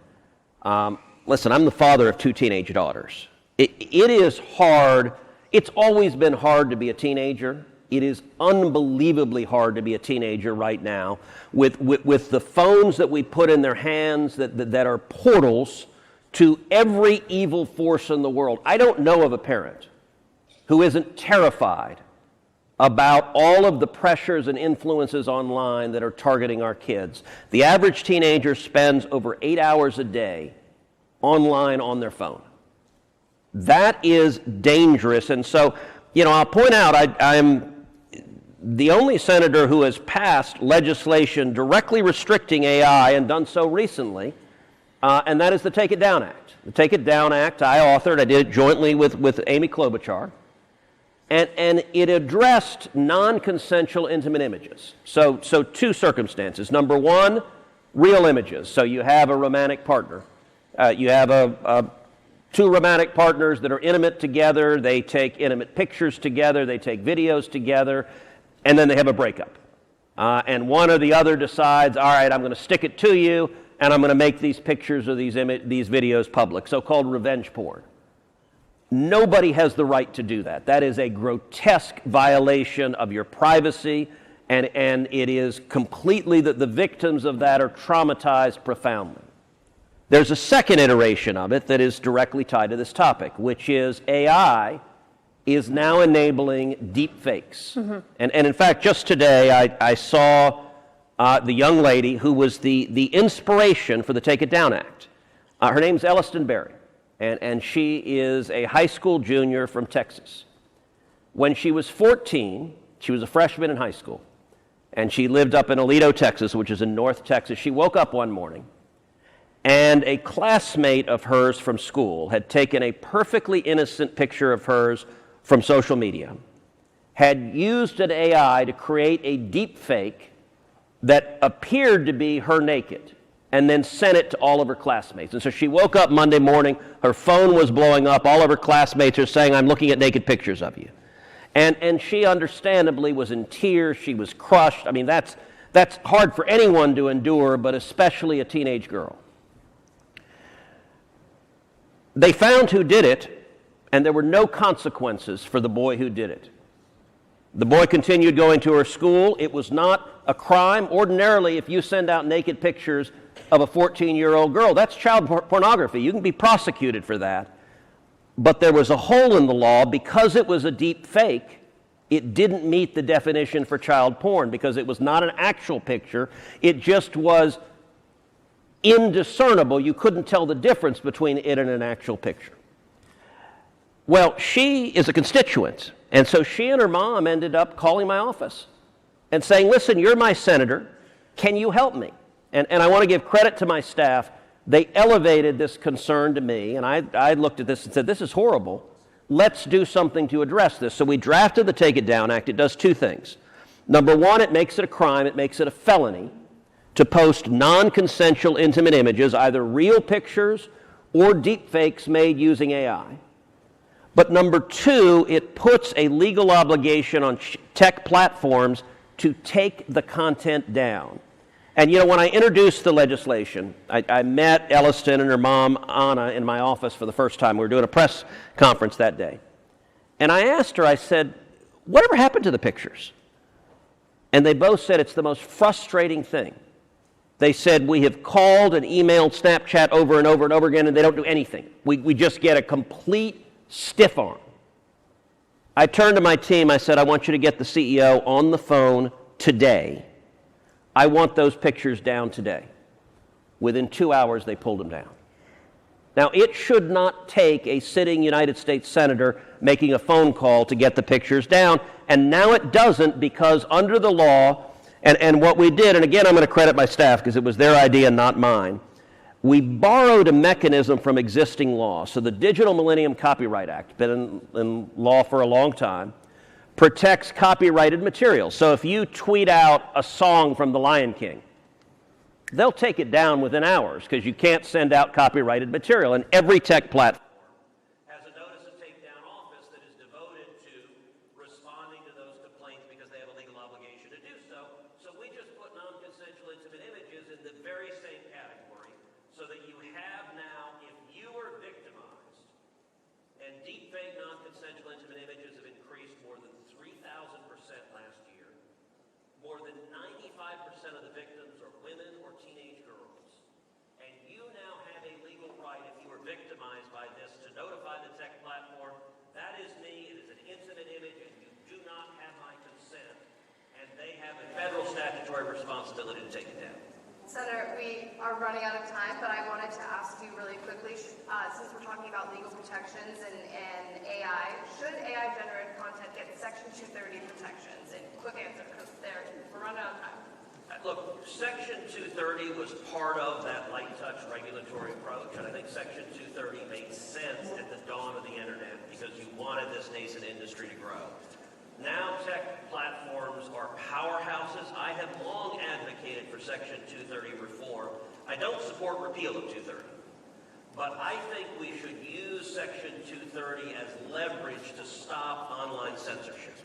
And in my view, big tech censorship has been the greatest threat to free speech and democracy that we have seen in modern times. And so I've long advocated that companies should lose their 230 immunity if they are engaged in censorship, if they are silencing voices. If there's abusive content out there that was AI generated, or if people want to sue them over something they read that was inaccurate. So there's ongoing legislation or litigation on that right now. I suspect the argument will be that under the plain language of Section 230, AI falls within it. I imagine there will be litigation on both sides, but I think it's early in determining that. But my guess is that current law will conclude that yes, it's covered under the terms of what Congress has passed. And do you support that? Look, I think avoiding censorship makes sense. But you mentioned that the hearing on chatbots. We're going to have to deal with very real threats and how we respond to them. I've got a different set of legislation called COSMA, the Kids Off Social Media Act, that I have along with Brian Schatz, Democrat from Hawaii. And it does several things. Number one, it prohibits children under 13 from having social media accounts. Number two, it prohibits tech companies from using algorithmic boosting for kids under 17 because so much garbage is pushed to our kids. And number three, and this is a different bill that I have that we heard, the other bill is called the Eyes on the Board Act, that says that any school that is receiving federal funds has to block social media on campus, because when kids are in class, they ought to be looking at the board and listening to the teacher and not posting on Instagram. And so what is fascinating about that bill is virtually all of the sponsors are senators in their 40s and 50s. And I will say my colleagues in their 70s and 80s are very puzzled and don't understand. They're like, well, what's the problem here? And every one of us that has kids at home, as I said, I don't know a parent that isn't freaked out and worried, and I think we need to do a lot more to be protecting kids online. Thank you, Senator Cruz. That is all the time we have, but thank you for joining us today. Thank you.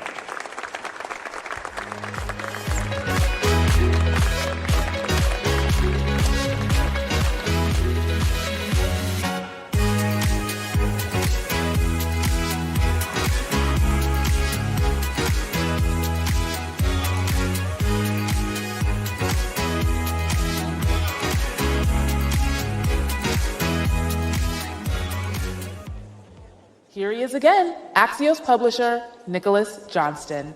Yes. Here he is again, back on the big stage. Good afternoon, Nicholas Johnston, the publisher of Axios, still at it. Huge thanks to our next partner, Intuit. This is their second time on stage with me. They were a huge partner with our AI Summit in San Francisco last year, and so I'm very excited to continue the conversation about how real people and small businesses are using AI with Intuit's Anup Srinivasan. Anup, welcome to the big gilded stage.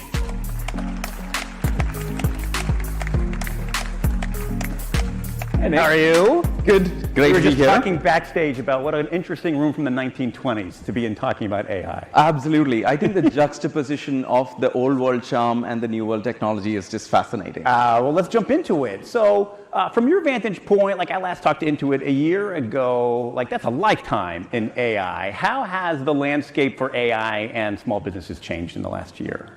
You're absolutely right. A year is a lifetime in the world of AI. In fact, a year ago, you'd remember that AI was struggling to answer questions like, how many fingers does a human being have? And now see how far we've come. Getting it wrong, too, sometimes, right? Indeed. Small businesses have also been on a similar journey. In the past, small businesses a year ago would be asking questions like, how do I use AI, and what is it, and what are the applications of it? Now the questions have evolved. Small businesses are actively using it and implementing it in their businesses. They're asking questions like, what tools should I prioritize for AI? And what are the ways by which I could use it responsibly? And also, like, how will it ever allow me to conquer my inbox? These are all questions that small businesses are asking, and we are helping them adopt it better. Over 90% of small businesses that we have surveyed use AI in some way or the other. And one of the key reasons behind that is that businesses and government agencies have leaned in to help small businesses with training and resources to help them use AI better. And this is where I'm really proud of the work that Intuit is doing with the More with AI tour, helping small businesses get better at it. Well, dig in a little bit more on that, like on the practical impacts. Like, what are you doing on the AI tour? What are you telling small businesses on that tour? Like, how does it work? Yeah. So our General Counsel, Kerry McLean, announced the More with AI tour at the Axios AI Summit. Who I saw last year. And it is a nationwide roadshow where we bring in small businesses. We partner with the Initiative for a Competitive Inner City, and we bring in small business owners who can learn about AI and the use of AI in their day-to-day businesses with free workshops, hands-on tools, and learn from the experts in terms of how to use AI in their own businesses. What are the what are the pieces of that work? Like, are you seeing, like, where's the pickup? Like, where does a small business person go like, aha, this is going to save me hours or money? So one of the things that most of these are tools that they are either considering or exploring, but in these sessions, the most engaging sessions, the ones where we have seen a lot of participation, is the session on responsible use of AI. And this is where we believe that small businesses want to innovate, but they also want to do it responsibly. And that is a core principle of how Intuit thinks about AI as well. We believe that AI is going to be a significant accelerant for small businesses. Over 70% of small businesses believe that AI will enable them to compete with larger businesses, but they don't have the resources or the tools or frankly the confidence to apply AI effectively. And this is where the More with AI tool really helps them, because the workshop on responsible AI provides them with guidelines on how to use AI responsibly. They have checklists that they can take back with them and share with their colleagues in the small business and see how they can use it responsibly. And over 60% of the attendees of the workshop have stated to us that they now feel significantly more confident in how to use AI and how to use it responsibly in their business. Yeah, like so responsibility, trust, safeguards, like that was the topic of the last conversation I was up here. It's a thread through all of it. Like, what is the advice that you give? Like, what are some of those checklists and specifics that like small businesses should keep in their mind before they deploy these tools? Yeah, and some of this is specific to the tools that they use. How do you make sure that the data is safe? How do you make sure that there are the right safeguards around it? What use cases is AI ready for now versus where you could see a lot more hallucinations? These are specific guidelines that we provide to the small business. And having the core principles of where you use AI and where you use humans is core to how Intuit thinks about it as well. So if you think about the way that we leverage AI within our tools, AI automates a lot of the mundane, the repetitive tasks that you have to do on a day-to-day basis. But at the same time, it keeps humans in control. So I think the core belief behind it, which is automation where it matters and human where it counts, is really the core behind the way that. Is that where the uptake is happening? Like, it feels like a year ago there was like AI curiosity. Now we're more in AI implementation. Where are we on this curve? I think we are in the active experimentation stage where small businesses that I talk to in the ICIC events, they have been using AI in really creative ways. I met someone who was using AI as their personal fitness coach. So they would ask questions about, hey, here's what I ate today. How am I on track? And I was really impressed by the fact that it gave her a great diet plan, an exercise routine, and also motivated her throughout that process. There are others who are practically every email they compose first goes through AI. And these are common use cases, but they are also enabling businesses to think about AI in a whole new way. Agentic AI is a topic that kind of sneaks around a lot about where AI is going. Is that on your radar? Absolutely. Absolutely. I think that is one of the biggest innovations that we've had in the past year, which is how agentic AI has emerged. And the agents, unlike traditional AI, are able to reason, are able to also take action on your behalf, and it keeps you in control, but it also allows you to offload certain tasks to the agents. In Intuit, for Intuit small business customers, they are able to go into QuickBooks and use the payments agent to get paid faster on their invoices. So it'll recommend which of your customers you should go and contact and send more frequent reminders because they have been not as regular. And then go and do that. And then go and do that for you.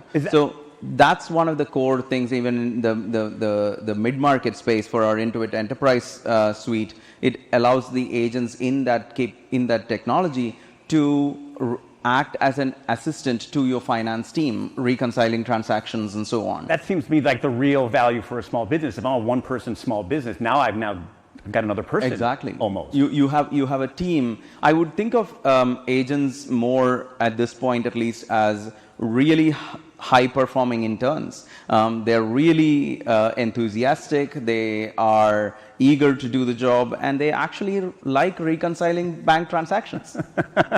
The perfect kind of intern. Yeah. Before we get the hook here, Anup, I want to end on one fun AI thing as well with you. Give me a cool use case you have in your own life. So For me, I've always been envious of people who could just pick up a pencil and sketch a beautiful portrait of who were sitting in front of them.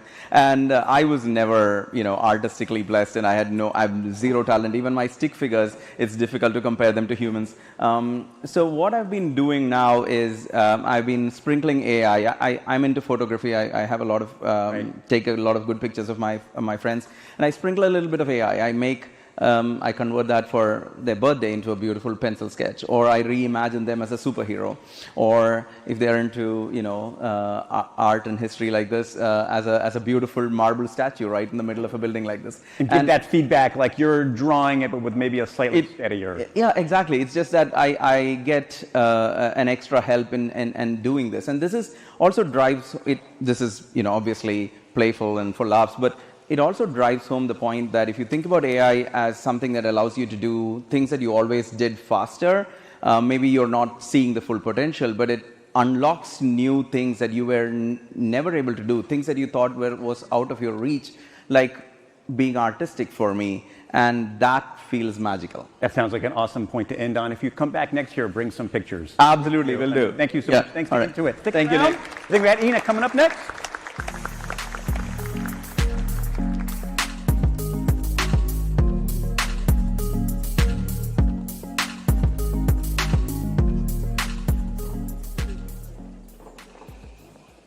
Here she is again, Ina Fried.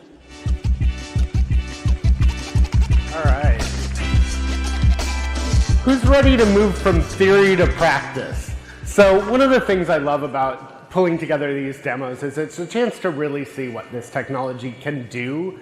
And I'm very excited about this next one. Regular readers of the newsletter will know that I've written about this gentleman twice. First, when I saw his technology at the TED conference in 2019, and then last week when they shared what they've been up to since. But this company began its work at MIT, and it's since turned into a company, but they're reading silent speech. So your voice controls a lot of things today. Now imagine if you could just mouth the words. To explain how that works, please welcome the CEO and founder of Alter Ego, Arnav Kapoor. Arnav.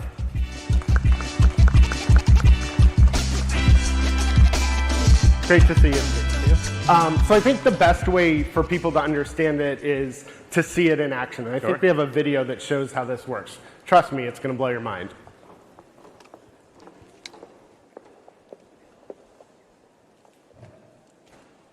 So we're not hearing anything, and that's the point. You're mouthing the words there, and it's being able to detect it. But it gets even crazier. So you're actually slightly mouthing these, but we can't even see it, and yet it's detecting it. How is this working? Right. So I'm not even mouthing the words. It's detecting really, really subtle engagement of the tongue. So we wanted to build something that approaches asymptotically telepathy, but it's near telepathy. I think what's great about human thought is it's private.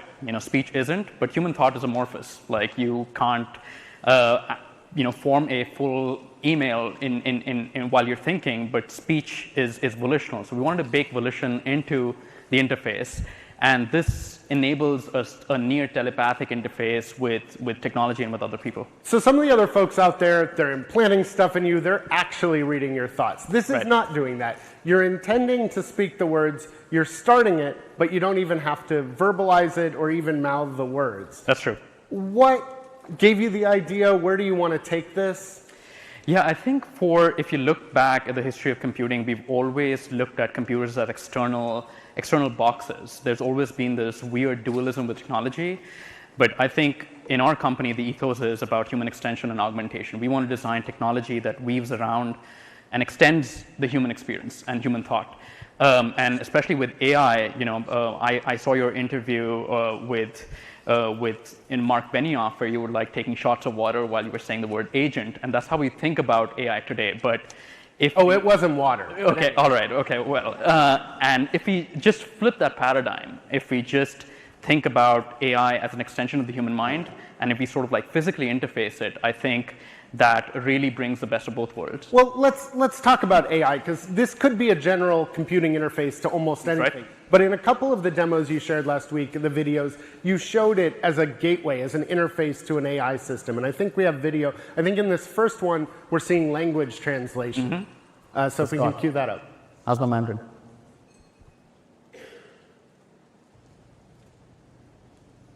So now you're doing the same thing. You're thinking what you're going to say to him, but the AI is translating.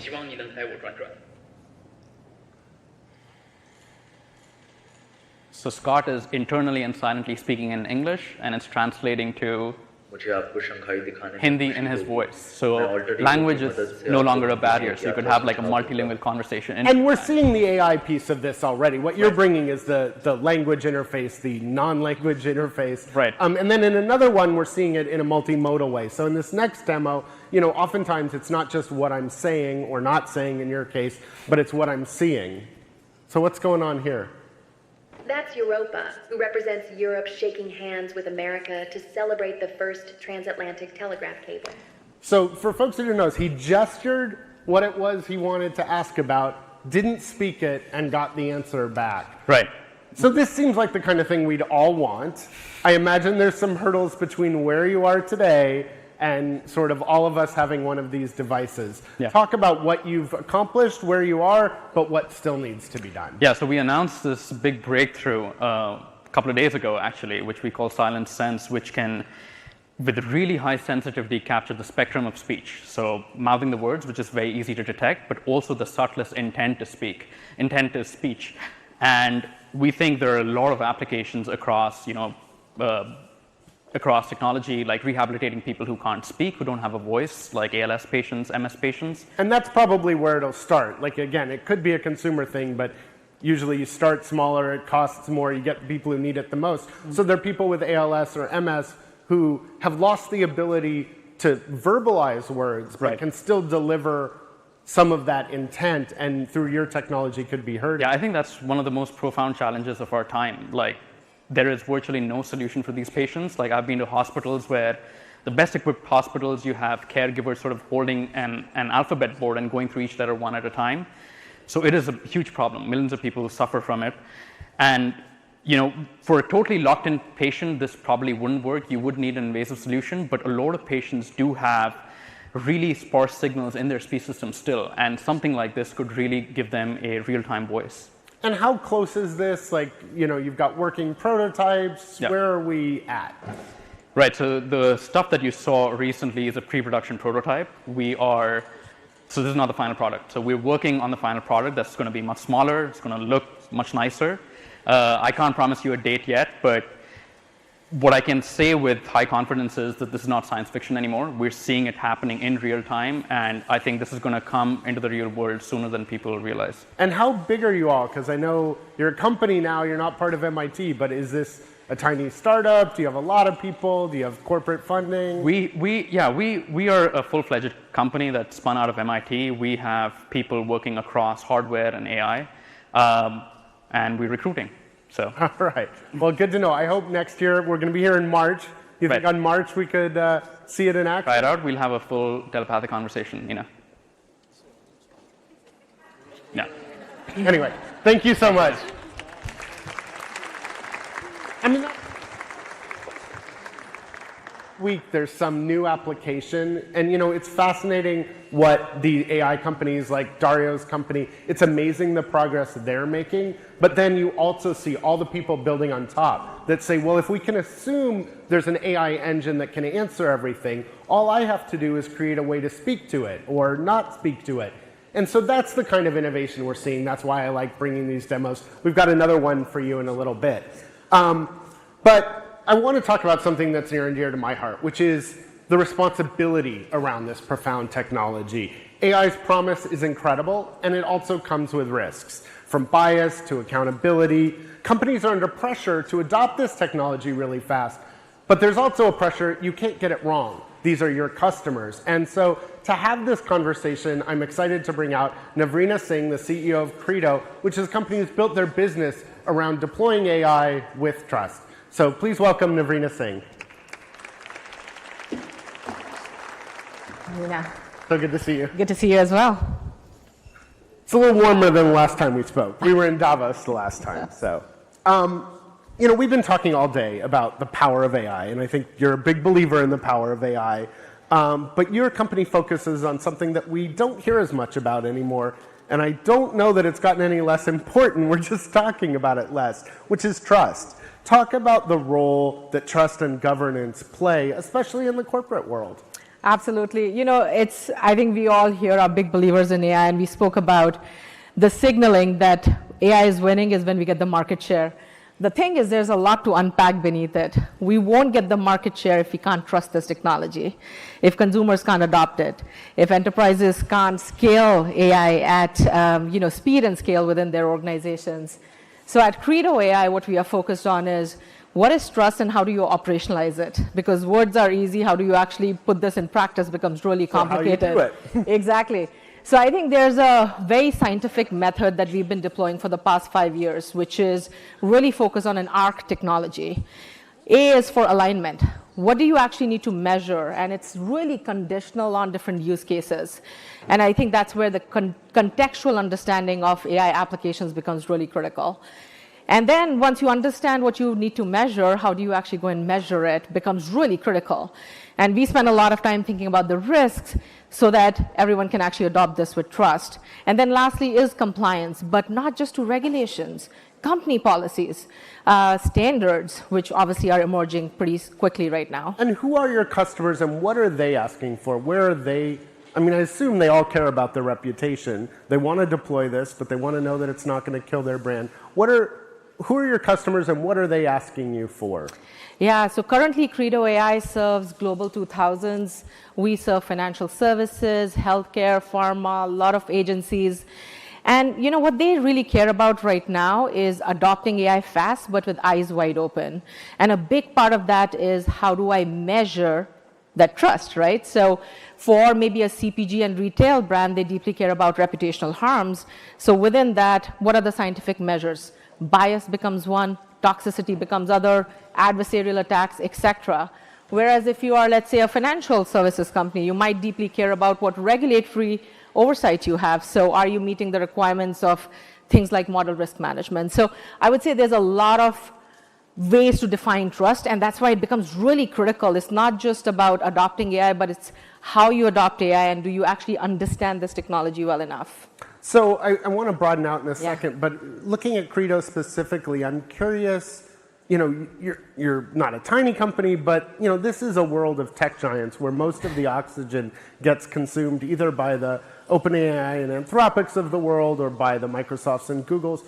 What is it like out there when Meta's making these giant offers, when Microsoft and Google can bundle it with other products? What is it like to be a smaller company in the AI space? I think a smaller company in this AI space, tackling trust, bringing governance to market, very difficult. But I don't think I would do a startup if it was an easy problem to solve. Having said that, just to maybe unpack that a little bit, I think the challenges come right now. There's a huge focus on investing in AI innovation, but we don't see a correlated investment in safety and governance. The second challenge is, I think governance many a times is sort of correlated with regulation. And I think that's really problematic because it's not. It's all about alignment. It's about risk understanding, measurements, evaluations, and regulation is a tiny component of that. And I think the third thing is we actually lack AI literacy. Everyone wants to adopt AI at speed and scale, but guess what? Our workforces are not ready for it. They don't understand what to measure because they're not using AI as much. And I want to talk about sort of the broader conversation, actually, that I feel like we are having less of than we were a year ago, around how do we make these systems safe? How do we mitigate bias? How do we deal with the potential for income inequality? Does it bother you? Like, to me, I didn't think we were moving fast enough on those discussions a year or two ago. Now it feels like we've stopped talking about them, or at least the discussion has gotten pushed to the sidelines. I felt like no clear indication of that was the Paris AI Summit. So we had Bletchley Park and Seoul, where they were really digging into some of these really thorny problems. Then you get to Paris, and it was like a trade show. All the companies were just trying to land European deals. Do we need to have that conversation, and how do we restart it? How do we get it back on center stage? That's such a great question. I think we are seeing two sides of that. One is, yes, publicly, maybe there's not enough conversation, but we are also seeing this really flip side in enterprises who are under a lot of pressure to adopt a lot of AI very quickly. But guess what? They've learned from the past that they can't do that without understanding and without trust. So even though there might not be a public discourse as much as we would like, we are seeing actually acceleration on trying to figure out. Again, because the businesses themselves want it. Exactly, because the businesses want to make sure that they are going in with eyes wide open, and governance becomes pivotal to making that trust happen. And how far do you think that takes us? Because it feels like in the past, tech companies regulating themselves has been maybe necessary but not sufficient seems a stretch. Necessary only sort of happening and not sufficient. Is businesses' risk of harming their own reputation enough to make the majority of companies do the right thing? No, absolutely not. And I think this is where the AI action plan is a good step, but it's like just the beginning, right? So how do you unpack when you say evaluation and standards framework? What does that mean for a business? When you talk about measurements and making sure open source ecosystem is safe, what does that mean? So there's a lot of unpacking that needs to happen, and unfortunately, I don't see much action there, but more work needs to happen. And one thing that gets held up as sort of in opposition to trust and safety, and I know this isn't the position you hold, is we got to beat China. So therefore, they're not going to worry about it. We can't worry about it. We have to move full speed ahead. Does trust and safety have to be at the expense of competing with China? Absolutely not. I think it goes hand in hand, and we need to beat China. I think the key thing is, but we also need to trust the systems that we are putting out in the market. And so if there's a conversation about the best of breed AI innovations, and we are not talking about governance, we are not talking about trust, I think we should really count ourselves out then. And where are the signs of encouragement? What gives you optimism around the trust and safety, besides the fact that some of your customers obviously are taking it seriously enough to buy your services? First and foremost, I think my team. We have a very mission-aligned team that deeply cares about this topic, but it's only 50 of us, so need more. But I think the second is the AI action plan. I think that was a really good step. It's not the complete step. It's a really good step in thinking about the entire AI supply chain and where the trust breakdown might happen. And I think we are very heartened, and something we have actively supported is a strong evaluation and standards ecosystem, really thinking about open source and risk within that, et cetera. And I think the third thing is we need more action. I think we need to see more investments in startups like ours. It's less than 1% right now, or even maybe 0.1%. So I think we need to see more investments, not only in startups, but also in big enterprises, in governance and safety and risk assessment. And do we have the standards we need to measure trust and risk? It seems to me like, again, I don't doubt that many of your customers are taking it seriously, at least to the degree they don't want to harm their reputation. But is there enough today to know, or is it still a big unknown when you deploy AI? Can you do it with relative security ahead of time, that you are doing it in a trustworthy way, or is that something that can only be measured after the fact? So I think we are in this messy middle right now. I think most of the organizations we work with, they know what does good look like for them, but they don't know whether what good looks like for them works for the broader ecosystem. So they have their own set of guardrails and policies, and to your point, can we hold them accountable to that? That's a tough problem. But the second thing is we are seeing early signs of emergence in standards ecosystem through ISO, NIST, and others. But I think more work needs to happen. We are not keeping pace with AI innovation. And I believe for AI innovation to be successful, for us to continue winning this race in AI and building that market share, we need to absolutely build on trust. And that's, we've talked a lot about the corporate side, what companies are doing out of their own interests. But obviously, companies' interests aren't necessarily the same as the public's. I'm curious your thoughts on how do we have more of a conversation around what data isn't there. Quick story, I was at this amazing exhibit at the San Francisco Exploratorium on AI, and it was really nuanced. It really dug into the hard problems. And one of the things I loved, they had these physical file cabinets with folders for all the different types of data that just aren't in any written down system, so therefore they're not in an LLM. We know these systems are biased. We know they reflect the voices that are dominant on the internet. How do we fill in those gaps? Because my sense is the AI models aren't going anywhere. The only opportunity is to make them better. Yeah, hard problem, Ina, again. And I solved all the hard problems. Exactly. I think we are seeing 3 levels of work that is happening and not happening. So one is obviously we need to make sure that the systems within the companies that are building it needs to have multi-stakeholder perspective. And how much we are talking about AI, automating and humans not needed, actually humans are needed. We are seeing data sets missing, not representing Global South as an example. So how do you actually make that happen? I think the second thing is really around what matters to the business and transparently sharing that. We've been talking a lot about transparency. What does that mean, right? So I think we need a little bit more clarity, not just from the frontier model providers, but also the application developers in terms of what data sets have they used to build these systems. And that is something we've been actively advocating for. Well, we're in DC. It feels like I would be remiss if I only asked you the hard questions. So what would you like to see? Very little has gotten passed on AI from this Congress. Senator Cruz talked about a couple of the things that have passed around deep fakes and around one's own likeness, which are very narrow slices of this. But there hasn't been a comprehensive bill. If you could have comprehensive AI regulation, what are some of the components? What would you recommend to the folks in the audience? Yeah, I think that's a really good question. The 3 things that we believe need to happen, and I think it's a good starting point. One is, I think, really thinking about the evaluations and what measurements need to happen, because it is so use case specific.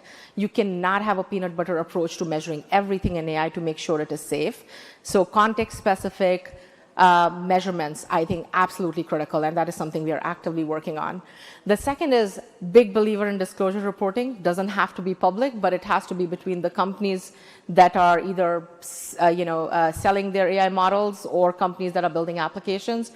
I absolutely believe that disclosure reporting, how you've built these systems, robust system cards, what kind of testing practices have you used, absolutely critical. And you can sort of overlay that in a transparency report. And then the last thing that I would love to see is a little bit more investment and understanding of how much are companies actually investing in trust and safety. Right now, it's a black box. Even the enterprises we work with, we don't know how much are they actually willing compared to the AI innovation, how much are they spending on AI trust and safety, and I would love to see that. Well, thank you so much, as always, Navrina. We're going to have to leave it there, but appreciate it. Thank you so much. And hopefully the conversation will continue. Absolutely.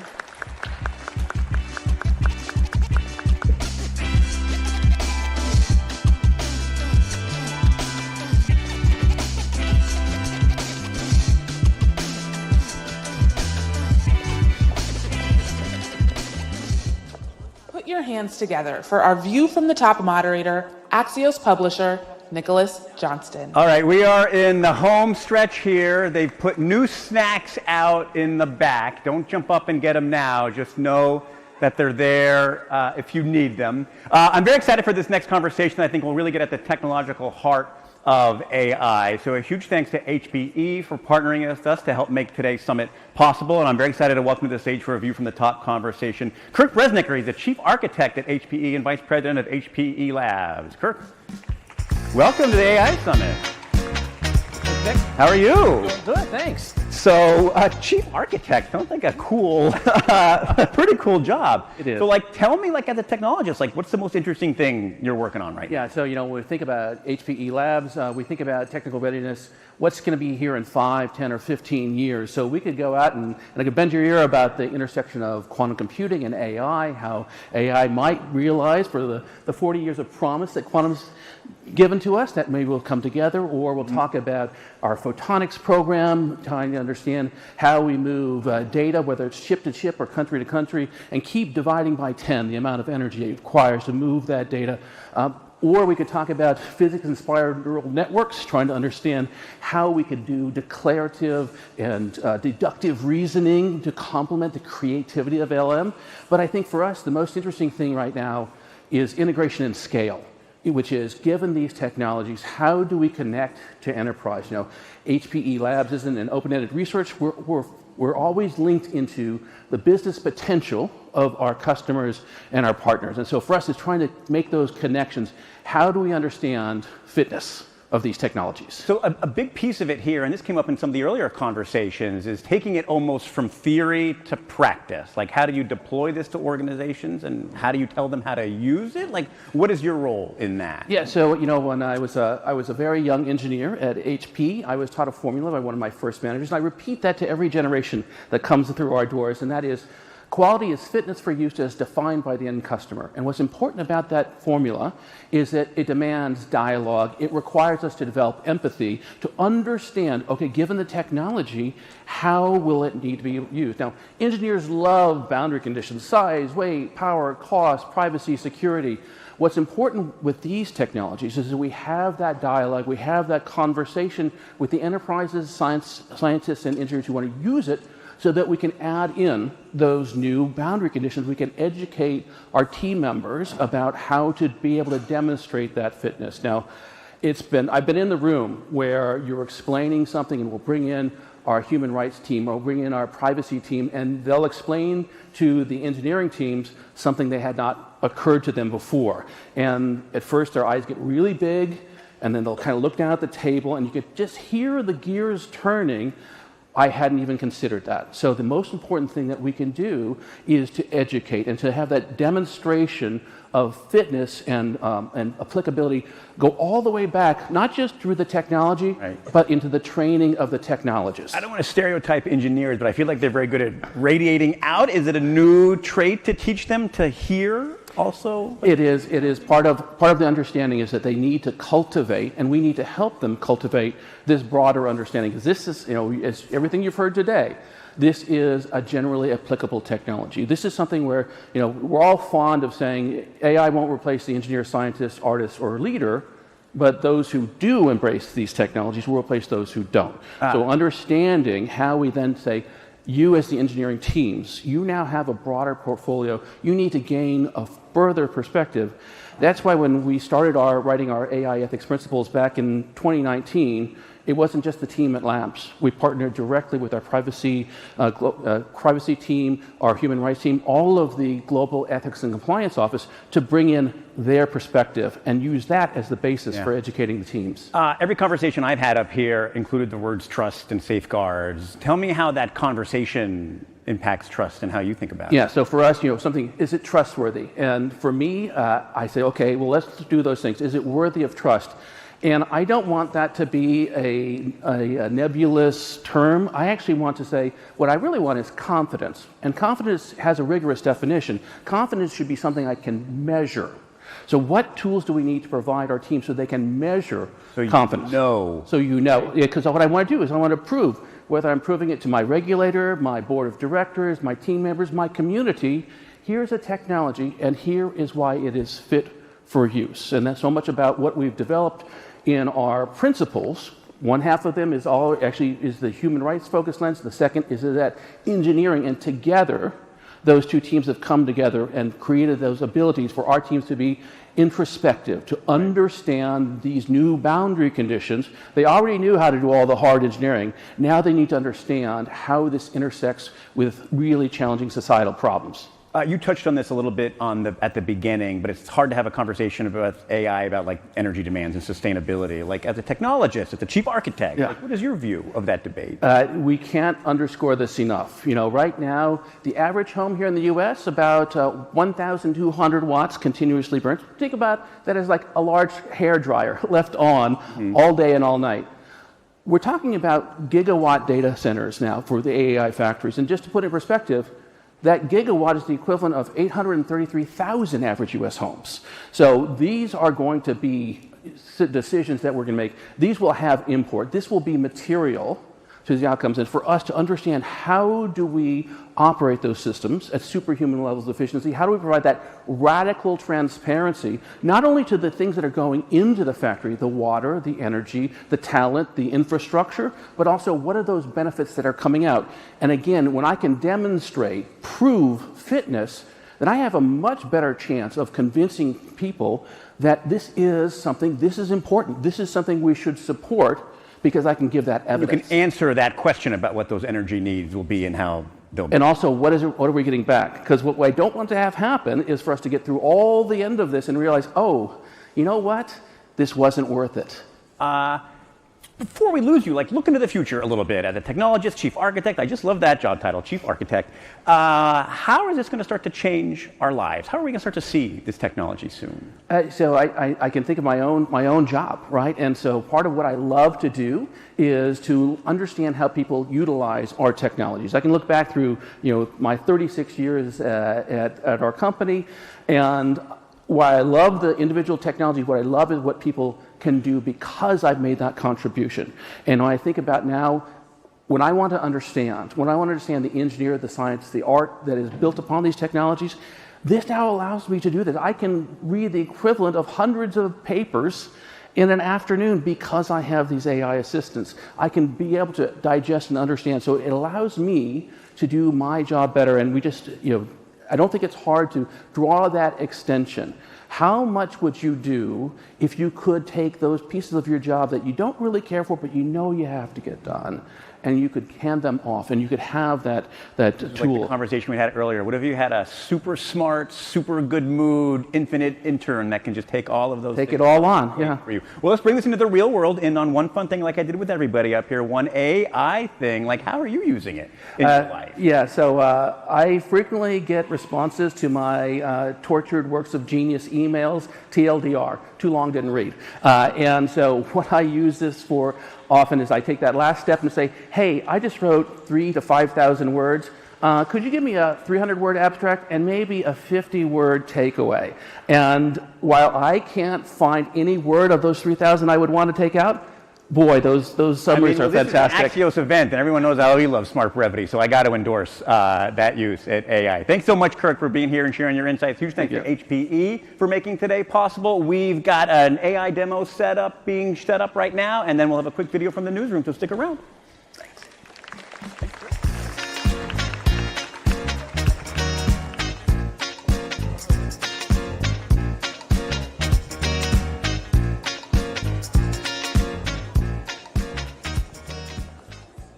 I'm Ashley Gold, Senior Tech Policy Reporter at Axios. And I'm Maria Curie, Tech Policy Reporter here at Axios. Together, we write the AI Plus Government Newsletter, which is the Friday takeover of AI Plus. Our reporting brings you exclusive insights and scoops from inside the White House, federal agencies, and Capitol Hill. We're going to help you understand the developing debates around AI trust, safety, and governance as they unfold right here in Washington, D.C. Don't miss out. Subscribe to AI Plus by scanning the QR code. Thank you for joining us, and enjoy the rest of the AI Plus Summit. Please give it up for Axios Chief Technology Correspondent, Ina Fried. So, as you can see, they're setting up for our next demo. But I did want to share, if Nick Johnston were still on stage, he'd asking me, so what do you use AI for? Well, I found a really clever use this weekend. So when I come to DC, a good friend of mine from college, he has movie night every Sunday. And so this past weekend, we were watching Eternal Sunshine of the Spotless Mind, which for those of you who haven't seen it, it's a very complicated movie. And I came in some ways into the movie.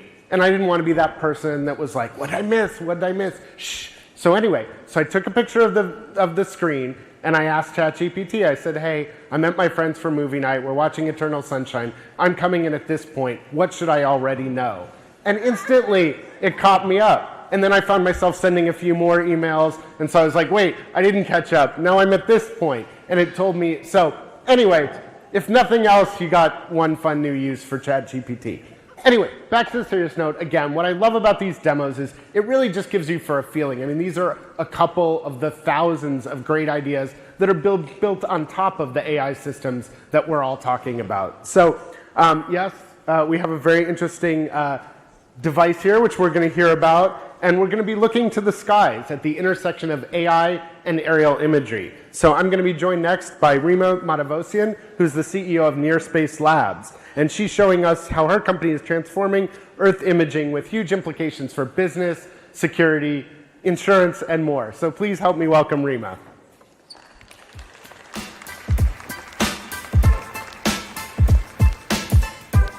So good to see you. Now, I will say, I did not realize that wearing a WNBA jersey was an option. I would definitely be in here.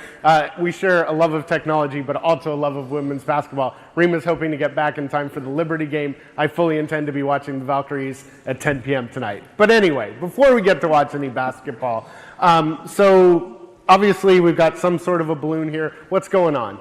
Yeah, first of all, thank you so much for having me. I'm a huge fan of your reporting, and it's such a treat to be here. I'm Rima, co-founder and CEO of Nearspace Labs. At Nearspace, we operate a fleet of robotic vehicles in the stratosphere, which is twice harder than airplanes, but much slower than satellites. And talk about, I mean, I think we all know planes and now even drones are used to fly over and collect data and images. We've got Elon's launching a new satellite, then Jeff launches a satellite. There's lots of satellites out there. What does this bring that we don't have in the others? And I think maybe we have a video too. Yeah, I was just looking at people bringing the device up. Imagine like needing to bring a James Webb telescope to the stage. That would have been very hard. So what our technology does is, in a very miniature, cost-effective way, we're able to capture the best data set that is available globally on the planet today. The way we do it is by flying our robots in the stratosphere on balloons, helium balloons. They fly for a couple of hours, map thousands of square kilometers within a few hours with high-resolution sensors. We're able to do it timely, frequently, and provide recent and fresh data to our customers. And so, you know, again, there's other types of aerial imagery that are being used for different purposes. And I think we do have a video, so feel free to move along and show us some of it. But what are some of the industries that are using it today? Yeah, so the use of aerial imagery and earth imagery in a variety of industries is increasing due to AI.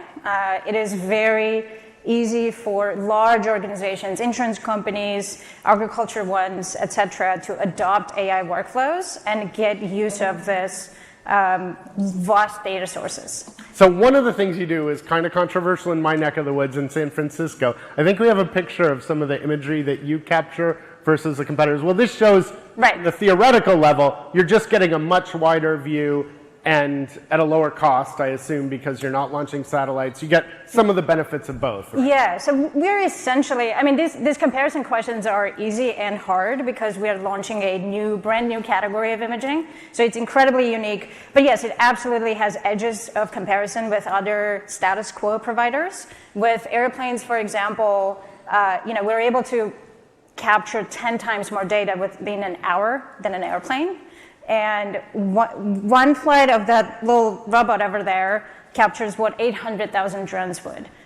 And so this is the one. So in my neck of the woods, San Francisco, you can barely get homeowners insurance. So the newest thing they do is they use imagery like Rima's companies, and they say, that roof's new, that roof needs repaired, we'll insure the one on the left, we're not going to insure the one on the right. So you make it impossible for me to get home insurance. Is that what I'm really working hard for you to get home insurance. So all of these headlines that we've seen about people getting non-renewals were based on blurry and outdated imagery. I'm sure people are investing, in California specifically, we know that people are investing in hardening their homes and reducing the risk, which means that a smart insurer, what they would try to do is figure out what are those properties that they can actually insure, because insurance company as a corporation doesn't want to lose business. So if I'm understanding Rima, what she's saying is actually they're writing off San Francisco entirely without that imagery, which is true, and that it's this kind of imagery that lets them pick and choose. Exactly. Oh, we actually could insure that one. Absolutely. It's silly to say that all of California is uninsurable. I think we all can agree with that. What insurers need is recent information that reflects the risk. And that's what we do. We map the planet in a dynamic and continuous manner that allows insurance companies to understand the risk that exists today. And that's one use, is in the underwriting, basically deciding who qualifies for insurance. But I think on the next slide, we have a picture of, this is another time it gets used. And this is when people need data. So talk about some of how your technology is used in a disaster. Yeah, and thank you for that question. We're very proud to be supporting post-catastrophe work, both from insurance perspective and for emergency response. This is a high school in the suburbs of Dallas. our technology is able to be over Dallas, Texas within a few hours, which means that if there's a hailstorm, a tornado, we're able to map these very vast areas and detect damage very quickly. What this does is, if you have a claim after a catastrophe, you'll be able to get a payout within a couple of hours versus weeks and months. And as climate change continues to upend how we live and how we build, being able to have financial resilience, get your insurance payouts very quickly is going to be very crucial. And insurance is one of the things that allowed you to have a business today, but that's not the end goal. What other types of uses do you hope to see? Where do you hope to see that? I was going to say little guy, but medium-sized guy. Where do you hope to see it go next? We actually call it Swifty, not after Taylor Swift, after a high-altitude bird called Swift. Okay. So this technology unlocks so many use cases, and those include precision agriculture. Food security is going to be a very big issue that we target in the future, especially with climate change. Live wildfire response is another one. We work with USDA to map fires in real time and be able to give the front of the fire to firefighters because today they go in blind. So essentially, we are both saving lives and also helping suppress fires very quickly. And the list goes on. And I understand, sometimes with new technologies, so often with new technologies, what you have is you go in with, we can do this existing thing better. And then what you end up with is a new technology that can do things that weren't possible before. Are there any kind of wild or crazy ideas that you or others have had for how you could use the imagery? I can give you a very funny one. People want to take selfies from the stratosphere. Of course they do. Yeah.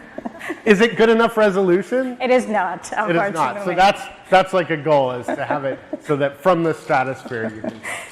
But the live wildfire response, I would say, is one where our technology really shines because real-time persistent coverage over vast areas is not possible with satellite or with aerial systems. So I would say this is one of the biggest areas where we're excited to have impact in.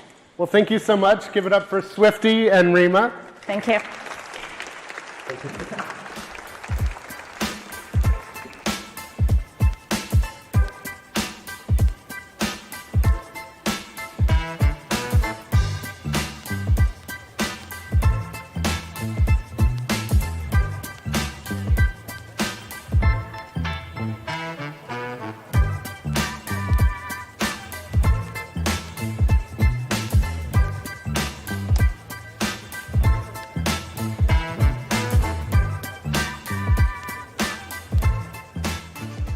Please welcome Axios Senior Tech Policy Reporter, Ashley Gold.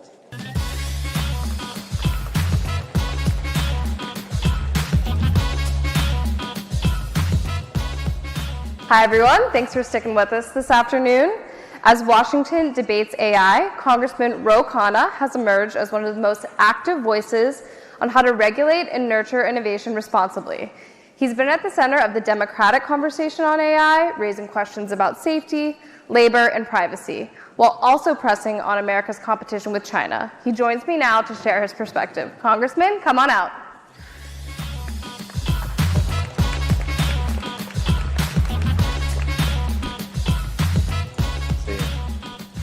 Great to see you, Congressman. Thank you so much for joining us today. Thank you for having me. Absolutely.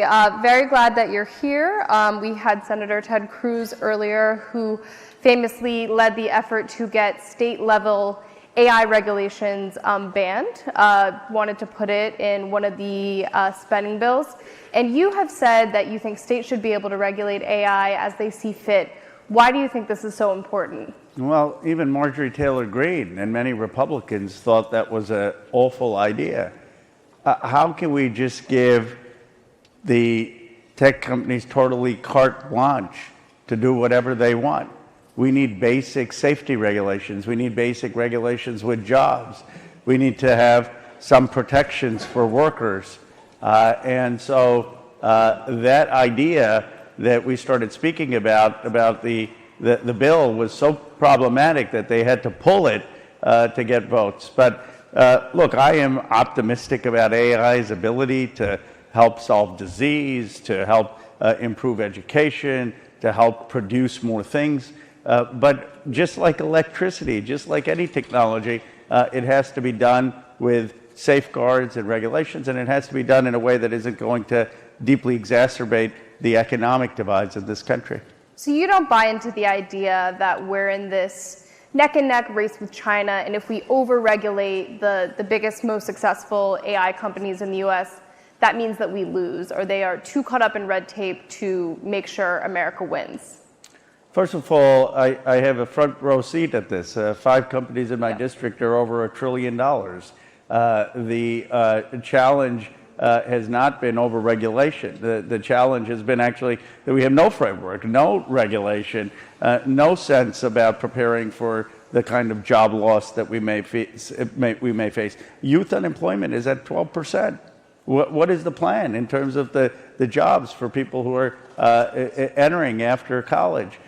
We have no thought about labeling AI-generated content online and social media. I mean, we're just talking about the radicalization of young people and no framework in terms of that.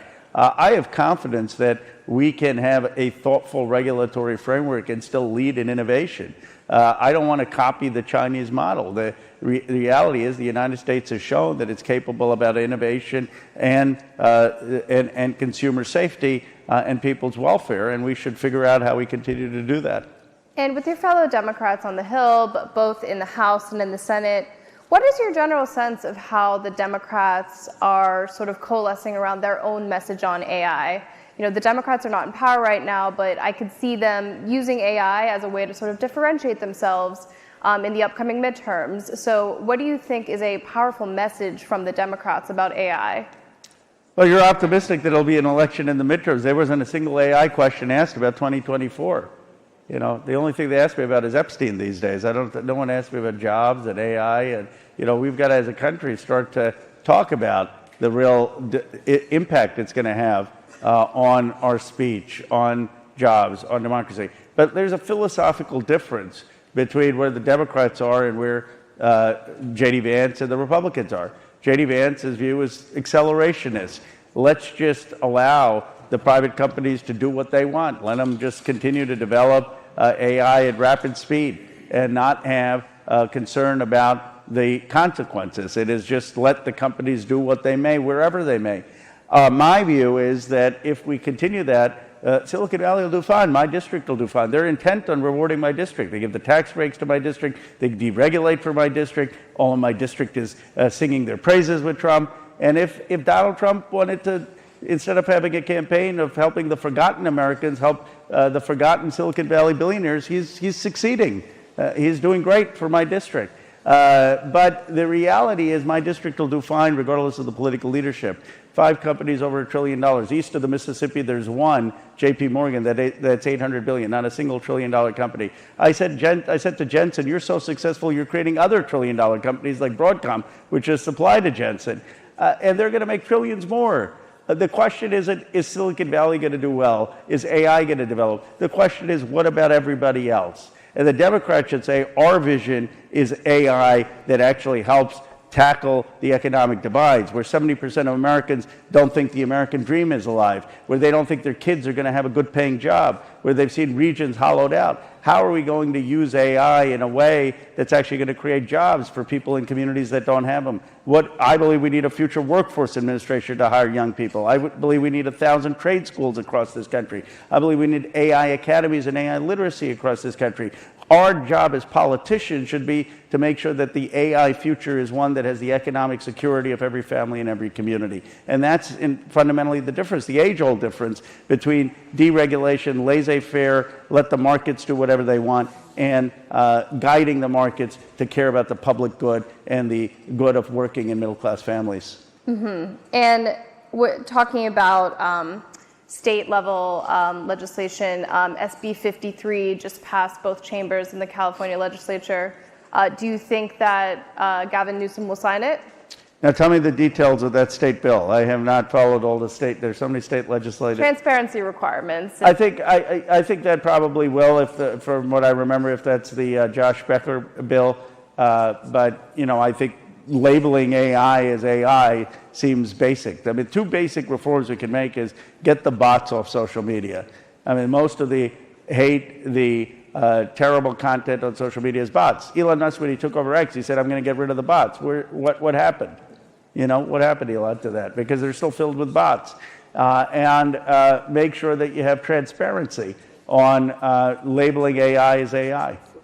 And you have talked a lot about how the Trump administration, they're really being accelerationist about all of this. They rolled out the AI action plan, which basically aims to cut red tape and make it so these AI companies can go as fast as they can. One of the aspects of that is an executive order on ensuring AI isn't woke.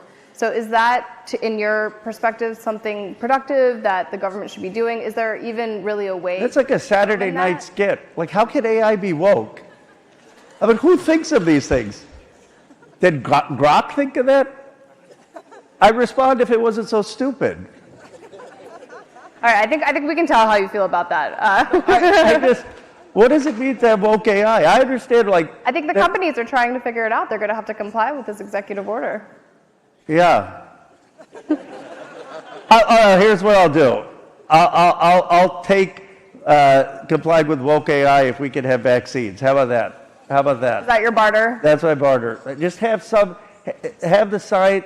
science in the administration, and we'll deal with woke AI. Okay. Let's move on to copyright. There's been some pretty major court cases about authors and creators who have had their works being trained on by AI without any sort of compensation. Do you think that Congress should do something to create a new copyright regime so that people who hold these rights are protected from AI? Yes. I mean, I think that you can't just take people's content, put it in a machine, spit it out, and not compensate people for the content. I mean, we think, okay, wow, it's AI that's churning this out, but they're taking the great writing of authors and the great works of artists and journalists, and there should be some compensation for the use of that, and then the aggregation and churning out of that. So absolutely, there needs to be either licensing or some compensation, and they can afford it. I mean, I'm not concerned about the economic profitability of these companies. We're producing more wealth than we ever have in the history of the world. Do you think that companies should be required to give workers a share of AI-driven profits? Yes. Again, I think if you're going to have increased worker productivity, then workers should have a role in the share of those profits. If we're going to have AI-driven factories, which mean less workers because we need the productivity advantage, that means the marginal productivity is higher. That means that they should have higher gains. And the challenge in our country is the economic divide. These are the types of policies that the Congress should be working on to say, yes, that if you're going to use AI and increase productivity, how do we make sure everyone is benefiting from it? Mm-hmm. And how do you see unions and labor forces and labor organizations having a role in these conversations about AI in the workplace as we go forward? They need to be centered in these conversations. They need to have a say so that AI is used to increase productivity, not to eliminate jobs. They need to be talking about whether we have excessive automation. What do I mean by excessive automation? I'll give you two examples. And this is really not my work. It's the work of MIT economists who have written about this with much more detail. But you call customer service. How many people have called customer service? And I'm fighting with my phone, pressing 0, pressing star, and get me a human voice. All these improvements in AI, I still don't deal with the bots on the phone. And then I get intimidated every time I'm checking out of like CVS or Walgreens, and you've got all this self-service stuff, and 80% of the times it doesn't work. I have to end up calling the clerk because it didn't scan the product, or I didn't press the right amount of bags I wanted, or I didn't do the right payment. Hey, when that happens. So look, this is excessive automation. I mean, and what we need is workers to be thinking about where they can use technology to improve their own productivity. So maybe you can have a customer service person now who has all the options of your flights and can be better at customer service, but don't eliminate the human from that equation. And this is something that it doesn't require just management, but workers to be part of the conversation. And do you think that corporations are sort of already getting ahead of themselves, like cutting some lower level workers and jobs and letting those jobs be taken over by AI before they really see how that will work? Well, I don't think workers have enough of a voice in making a say in how technology is implemented. I don't believe we have enough safeguards in terms of the government, in terms of revising our tax code to incentivize hiring people instead of the depreciation incentives we have today. And Darren Asmoglo at MIT has written about how we have to revise our tax code to incentivize hiring people over machines. And we don't have enough of a sense of apprenticeships and trade schools or worker participation in AI.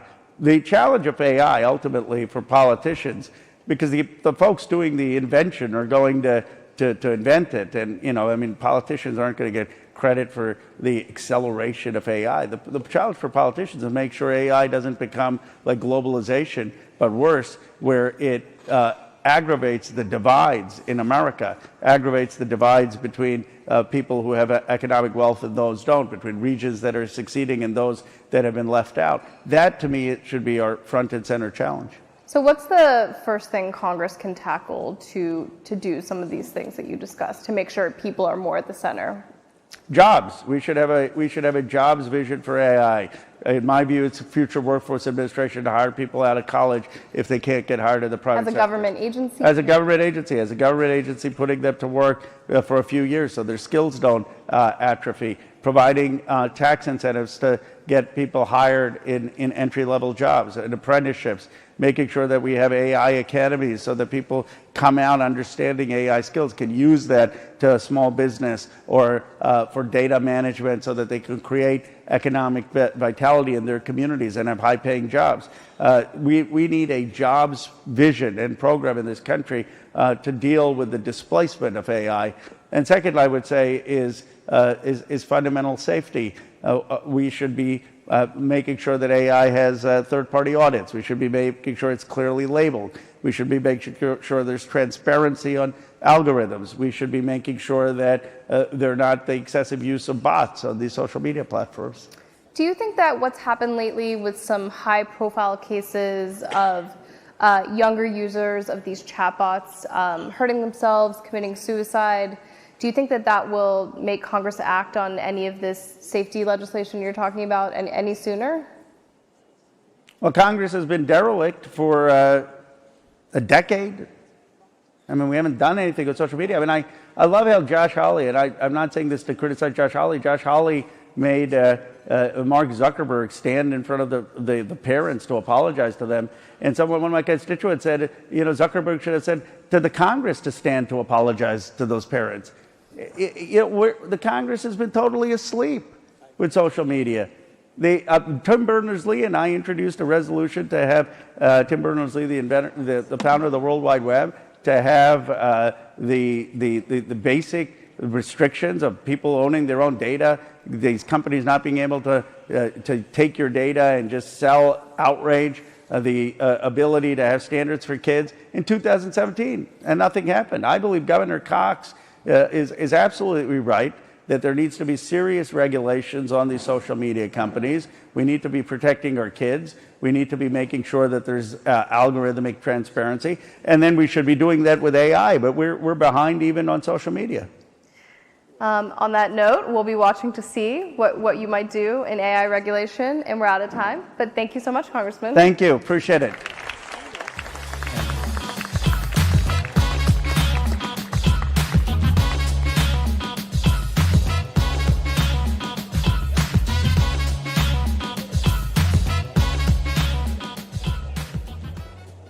Please give it up for Axios Chief Technology Correspondent, Ina Fried.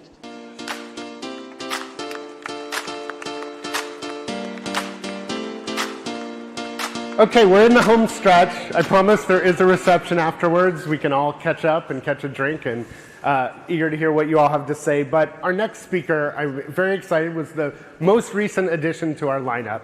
Our next speaker is a Navy combat veteran, a retired NASA astronaut, and of course now serves in the United States Senate for Arizona. His experience navigating complex challenges from policy to national security to space exploration gives him a wealth of experience as he talks about AI in the future. And As you may have read today on Axios, he has a new policy proposal, an AI plan for America. So please welcome Senator Mark Kelly.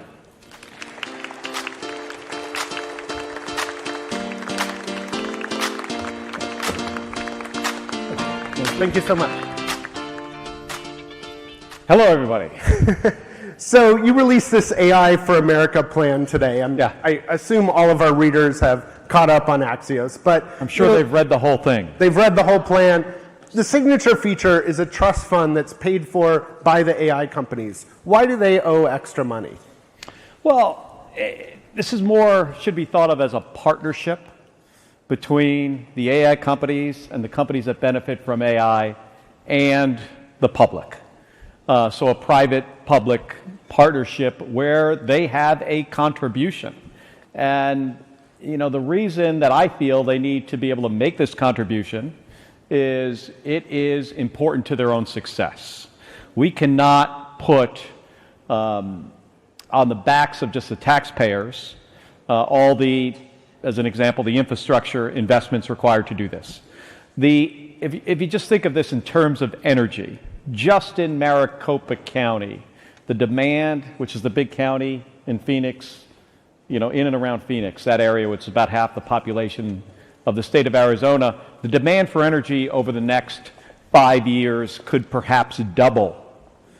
It took APS, which is the big utility, about 139 years to get to 8,000 megawatts of energy. They're going to need to double that in 5 years. And to be clear... So here's the thing, though. What they would normally do, a utility would normally do to build more infrastructure, is they would raise the rates for homeowners, for small businesses. Another approach could be that the AI companies contribute to the AI Horizon Fund, as we called it, to invest in that infrastructure. And to be clear, they are paying their electric bills, but they're not paying when your home rate as a homeowner goes up because the demand just doubled. There would be no requirement right now that for homeowners and small businesses, rates could go up significantly if the new supply isn't there. But if you had the money to invest in the infrastructure and the supply ahead of time, we could keep rates lower for homeowners and small businesses. The other side of this is obviously workforce. And you mentioned that there's a number of ways that this could be paid for. You don't say, we have to do it this way. You laid out a couple. What are a couple of those ways that this could be paid for? Well, I mean, we have to figure out that going forward. I mean, what pieces of the way that AI companies generate revenue could be used to contribute, or ways you can measure the deployment of AI and use that as the way you determine what each company's contribution could be into trying to make this a success.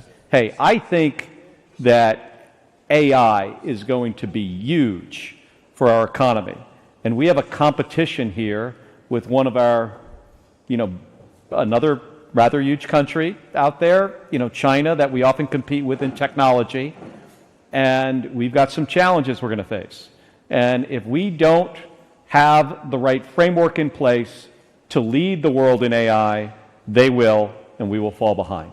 So I jumped right into the elements of the plan, but I want to take a step back and say, why this plan now? I mean, Congress, as Representative Khanna was saying, Congress hasn't been passing much big on technology as a whole. Both houses of Congress and the White House are controlled by the other party. Why is now the right time for policy, and what are really the next steps if it's not passing a law right now? Well, I think a couple years ago was the right time. We don't want to wait another 5 or 10 years. We need to have a plan for what this country is going to look like 10, 20, 30 years in the future. And that starts now. I think there are great examples where we've had successes. The CHIPS and Science Act is a good example of where Arizona's benefited quite a bit. And where we've invested in an industry, we've made the right investments. We're trying to also invest in the development of the technology. There's also areas that Ro Khanna mentioned. Social media is a place where I think we've significantly fallen short. And many of those same harms are going to come up on steroids with AI. 100%. And that's why we should be thinking about this, collaborating with industry, with unions, with universities, to figure out what are the guardrails we need to put into place and what programs do we need to make this successful. There is a possibility we could have millions of people put out of work by artificial intelligence. Hey, AI companies, they need customers. You're not going to have customers if people don't have jobs because they're not going to have income. So having a plan for how do you retrain people or upskill them or find other careers for them to go into, that also benefits the AI companies. And, I've talked a lot about there's a number of different risks with AI. Some of them are if we get AI wrong. The robots taking over, that's if we get AI wrong. That's getting it really wrong. That's getting it really wrong. But the jobs thing comes even if AI does what it says. Like you're going to have, in fact, the more it does what it says, the more of the jobs issue takes center stage. I mean, Representative Khanna, I think, just proposed, maybe the government could hire recent college graduates to make sure they're continuing getting skills. I don't know if we want a bigger government. I don't think that's the answer either. I think the answer, that's the direction. I think the answer is trying to be thoughtful about this, getting collaboration ahead of time, looking out for workers to make sure workers can benefit from this. And if we do it right, like other innovations we've had, where we've increased worker productivity, we have built a bigger economy and created more jobs and provided more opportunity. I think this could be a huge win for economic growth in our country. And have you thought about, what is the best way? Because this is still a tough sell, saying tech companies, you're going to have to contribute more. I don't imagine, you talked about a public-private partnership, but it's probably going to be a required partnership, not a they come willingly to the table. Well, I hope they will come willingly. What are the steps to take action on it without control of Congress, without control of Congress? Well, I mean, without Democrats being in yeah. check? Well, I hope to get Republican support. And we're going to start talking to my Republican colleagues about this. Are you hoping to introduce legislation this year on it? Well, eventually. I mean, we're going to keep having the discussion. Before I release this paper today, we went out to industry. We got a lot of input. We made a lot of changes. We're trying to incorporate the things that make sense. We did some of that. Some stuff didn't make sense. But, my feeling here is if you go back a couple years, we spent a lot of time to bring a lot of people here to talk to us about AI. Yep. And I felt like not a lot happened. This is when Senator Schumer brought together, and people were really interested. They were interested. And then what happened? Yeah. Not a lot. We have to take the next step. The White House put out a paper recently, which I thought had a lot of good stuff in there. And a lot of it made sense to me. But it didn't have the next step. Like, what do we do now? Well, and it didn't really address the harms. Like, it addressed how do we create a great environment for American technology to flourish, not so much what do we do with the environmental impact or the jobs impact. Exactly. You mentioned and the unions. energy issue. Yeah. And I want to get to both the energy and the unions. You mentioned the unions, and we don't really often hear that. Why is it important to have unions at the table when we're talking about this job disruption? Well, because I think unions are always looking out for workers. And they often know, in my view, what do workers need to be successful. And union apprenticeships is a good example. That model could work really well here as people are displaced from their current career, and maybe some of them are mid-career. What do they do now? Maybe a union apprenticeship is an option. Maybe they could go from maybe what's thought of as a white-collar job, maybe into something that's done more with their hands, or maybe a new career that is created by AI that we haven't even thought of yet. But as that becomes a reality, there could be a union role here. There also could be a community college role. And again, I think most of the attention today has been on sort of the economic piece, but there's also a trust and safety piece. You call for greater red teaming and testing. What types of things are important to you to make sure the technology is safe? Well, I think the issue with how this affects children is one, clearly at the top of the list. Social media has not been great for kids. A lot of teenagers have, reduced number of real friendships at this point. You could see a scenario where an AI becomes somebody's, trusted, friend instead of a real person. Probably not a positive thing. However, there are probably scenarios where you have a senior who's rather isolated, who doesn't have, because of, medical conditions or where they live, maybe this could be a positive thing. I mean, that's the really difficult part with technologies is they tend to be dual use. They tend to work for some and not work. And I suspect we're going to see that with chatbots, that some people are getting a lot of value. They're really appreciating. Right. They're putting their medical records in. They're getting a second opinion. They are getting a neutral party to bounce an idea off of. But we're also seeing people who are, either struggling with delusions or who are struggling with depression. And we've seen for young women, teenagers in our country, the contemplation of suicide has gone up dramatically, shockingly. So we want to get ahead of this. And what, if you could pick one element of the plan or one thing that you think you could get a wide support, like what should we be doing tomorrow? Because it's obvious it's what we need around AI. It's got bipartisan support. I mean, Congress has picked a couple. We have the deepfakes, non-consensual deepfakes, and sort of the owning your own image and likeness. Those pieces seem to have... The biggest thing is coming up with a plan for how you're going to retrain people for other jobs. Yeah. We do not want to find ourselves in a situation where there are 10 million people that lost their jobs through AI and they don't have a good option. That's not good for any of us. And one other piece of the discussion has been, and it's only been at the fringes today, but I've noticed it coming up more, and I actually thought this would come about sooner, is the how should AI answer difficult questions? Difficult meaning not so much that AI can come up with an answer. AI actually does a pretty good job today, but there are a lot of people that want it to answer a certain way. The White House Action Plan calls for that all the AI chatbots that are used by the government be free from political bias, which if it stopped there, I think probably bipartisan support. But then they define political bias as their views on gender. Right. So how, it's tempting to say the government should step in and regulate how chatbots answer questions. But now you're going down the road of regulating speech in a way, right? So there's going to be a lot of AI companies. I think some are going to appeal to some people. Some will appeal to others. So you think it'll be like a little bit like mass media where people gravitate to a chatbot? I think you're going to find that. I think you're seeing it already. I tend to use ChatGPT just because it's the thing I started with. I think other people found AI through X or Twitter, as I would rather say, Twitter. And they use Grok. I think we all have our own preferences.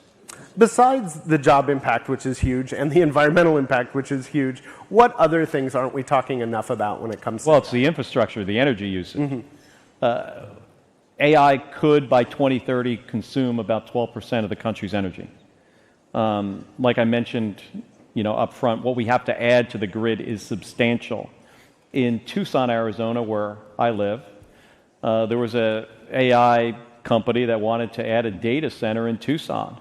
And when the community found out how much electricity and how much water it was going to use, the city council voted it down unanimously, and they could not get the permits to start building the data center in the city of Tucson. I think they got a plan to be in unincorporated Pima County as an option, but if there was the infrastructure built ahead of time, and maybe we develop the technology to be able to cool a data center using significantly less water.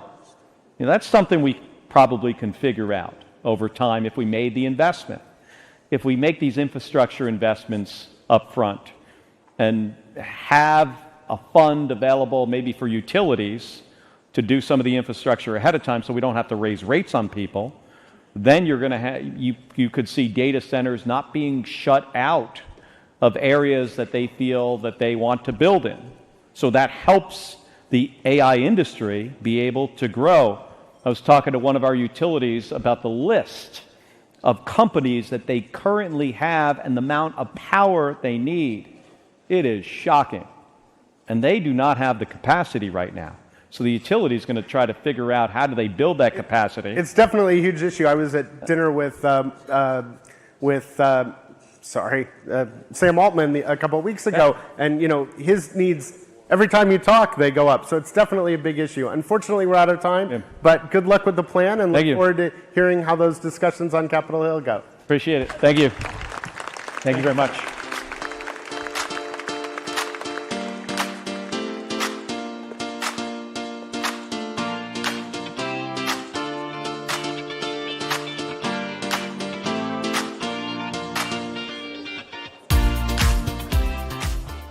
Welcoming to the stage, Axios defense reporter, Colin Demarest.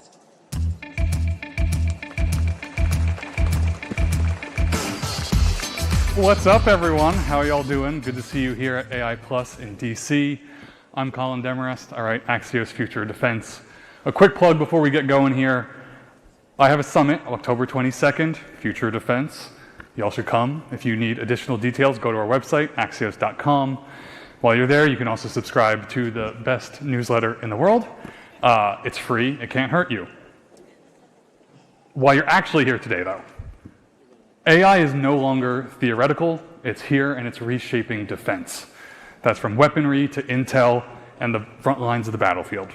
Before I bring up my next guest, a quick video of what he's up to day to day.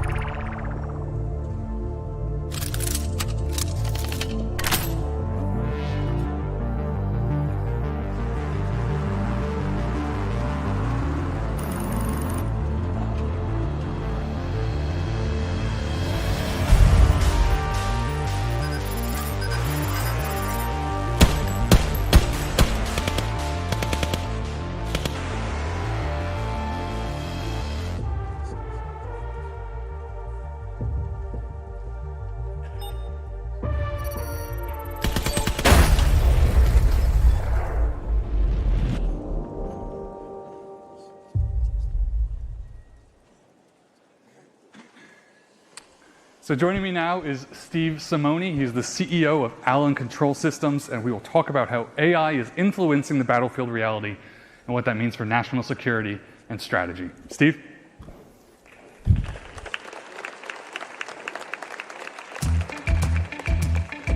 What's up, John? Good to see you, man. Thanks for being here. Yeah, man. Thanks for having me. Of course. So we have about 11 minutes here, so this might feel like a bit of a Let's rapid fire. Let's do it. Rapid fire like the bullfrog. Yeah. How would you assess the state of AI and autonomy inside the U.S. military as we're sitting here today? Well, I would probably say that we are a little behind.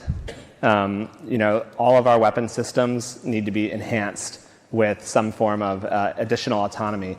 Because if you think about it, taking a step back, in China, they are manufacturing drones at an unprecedented rate. And these things are incredibly lethal and incredibly cheap. And they fly very fast, and they can take out million-dollar pieces of artillery. They can crush tanks like never before. And it's a massive problem. And so we need an autonomy stack across different sorts of products to neutralize this threat. And I think right now, as you're seeing on the battlefield in Ukraine, there's really not a good solution for it yet. And so, we're one company, but a lot of us are all trying to figure this out right now. When you say behind, are we talking China? Are we talking Russia? Are we talking North Korea? Or all three? Well, Iran, Russia, China, these countries are all making drones, advanced drones. And from a manufacturing perspective, we're definitely behind on that. But on a software side of the house, which, again, America's always led in software. That's one of our core strengths. We have great universities. But it's a matter of actually getting them procured. So there's a lot of great technologies needing to be unlocked. And you're seeing the administration right now make a lot of big changes. You see the new task force for countering drones. A lot of big changes right now to help actually get this stuff onto the battlefield and into warfighters' hands. Let's go that direction of that task force. What letter grade would you give the U.S. military for its drone defenses right now? And what does the task force need to be successful? Right now, I give us a D. We're barely past. I guess is that passing? D? I have only ever gotten so. No, we don't actually. We're not doing well currently, but we have a path to do a lot better. And so you're seeing, like, for the last 8 years or so, our country's invested in electronic warfare. So that's basically like trying to zap the drones out of the sky, or jam the communication, jam the GPS of the drone. So electronic warfare is like a soft kill measure. The problem is, if you look at what's happening in Ukraine, Russia has a new version of the Iranian Shahed. You can't jam that anymore. Like, it's really much harder to jam these now. And we've invested in some of the wrong things. And so you're starting to see a lot of the industry trying to change that and catch back up, because the soft kill measures aren't going to work that well for the next couple of years. And with that task force that Secretary Hegseth announced, are you in talks with them? Have you consulted with them? And how would you like to help them achieve their goals? Yeah, we're very excited at Allen Control Systems about the task force. We're in talks with them. They seem to have a lot of energy right now. They have budget and they have authority. The task force has a lot of teeth. So we think it's going to drive a lot of change, and we're really happy with what the administration has done. Do you think the Army leading that task force was the right decision?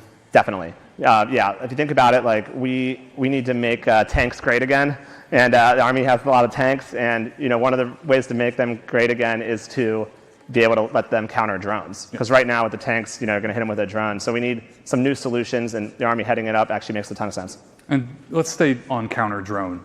What do you think the U.S. needs to prevent a Tower 22 attack overseas again, or a Operation Spider's Web here domestically? Take the overseas one first, maybe a little easier, because obviously Spider's Web is a very distributed attack, which would mean we need a lot of stuff in a lot of different places. On a base overseas, like Tower 22, we need a layered defense system. So of course we still need to have the electronic warfare, because hopefully maybe some of these drones are the older style that you can still jam.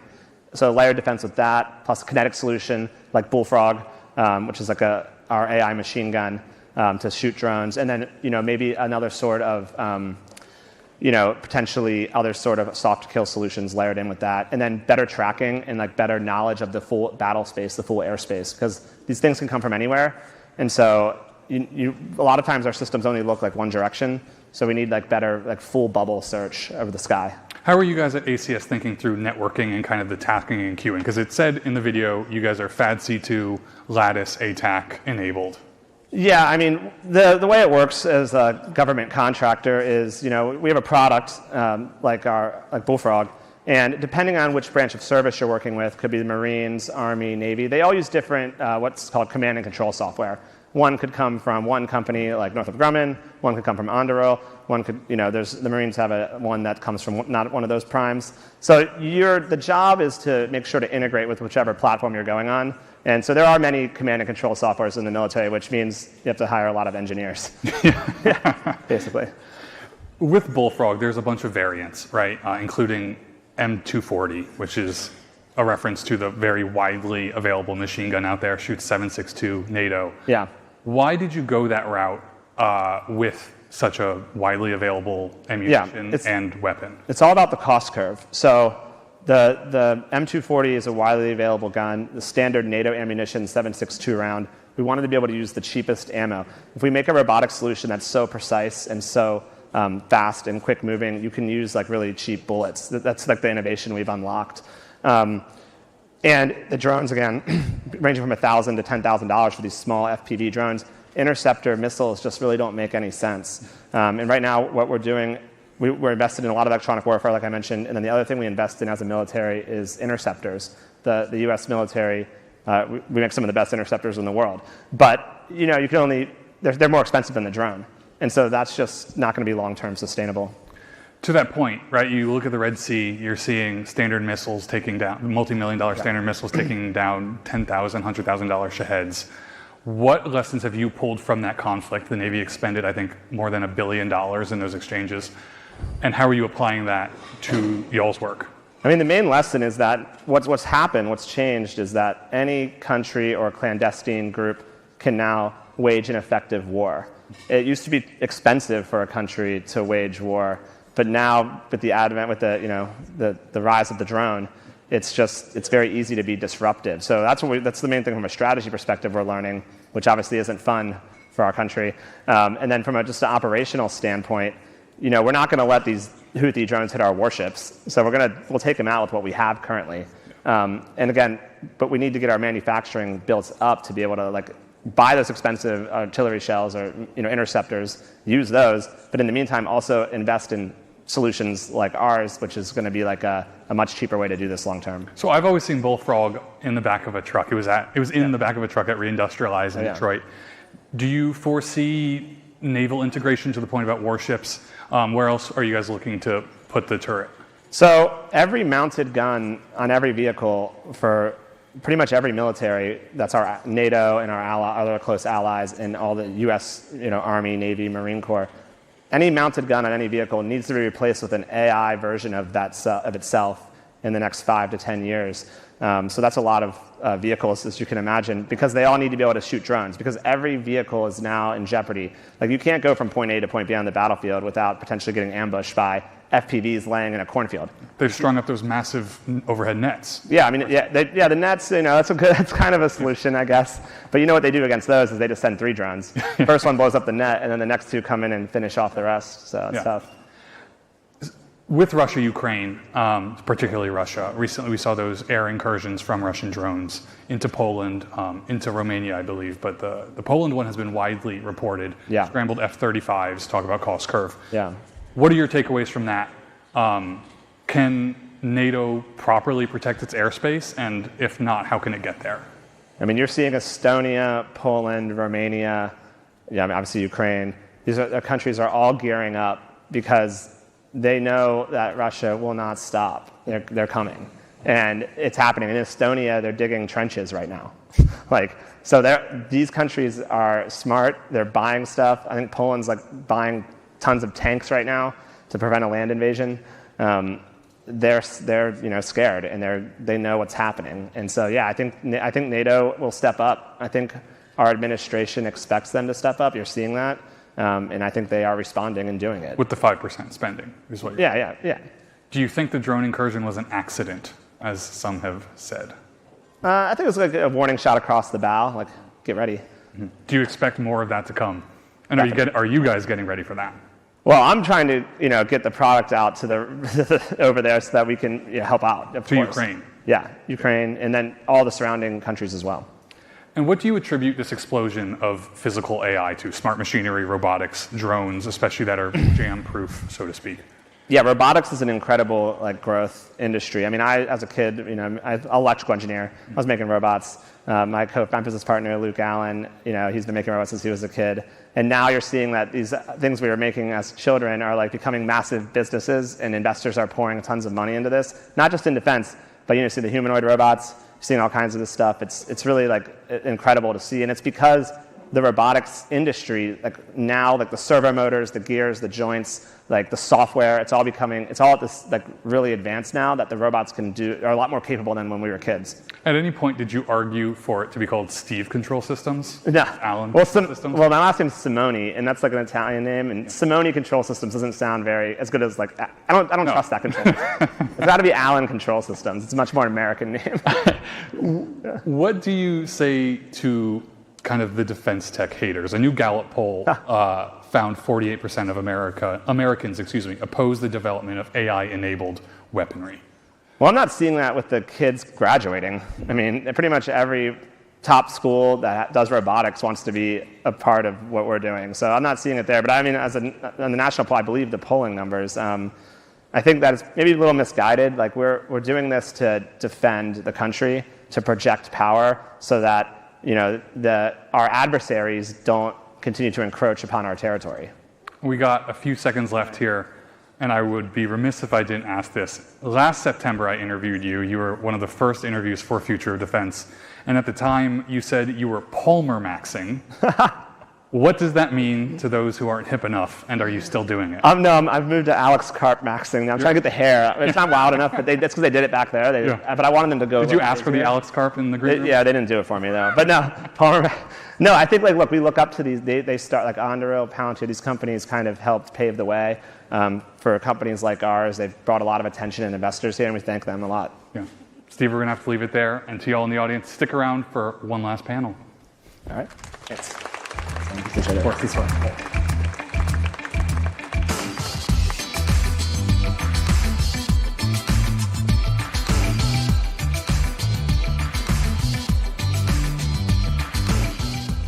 Give it up for Axios tech policy reporter, Maria Curie. All right, how are we all doing? Listen, I know this is the last segment before we can all break out for the reception. I promise you it'll be worth it. Our final conversation is going to be about widening the lens a bit. Governments right now are wrestling with how AI is going to reshape the economy, geopolitics, and of course, national security. The timing for this conversation really couldn't be better, as we just had the 4th delay on a TikTok ban. Joining me for our closing segment is White House Economic Advisor, Jacob Helberg. Jacob, welcome to the stage.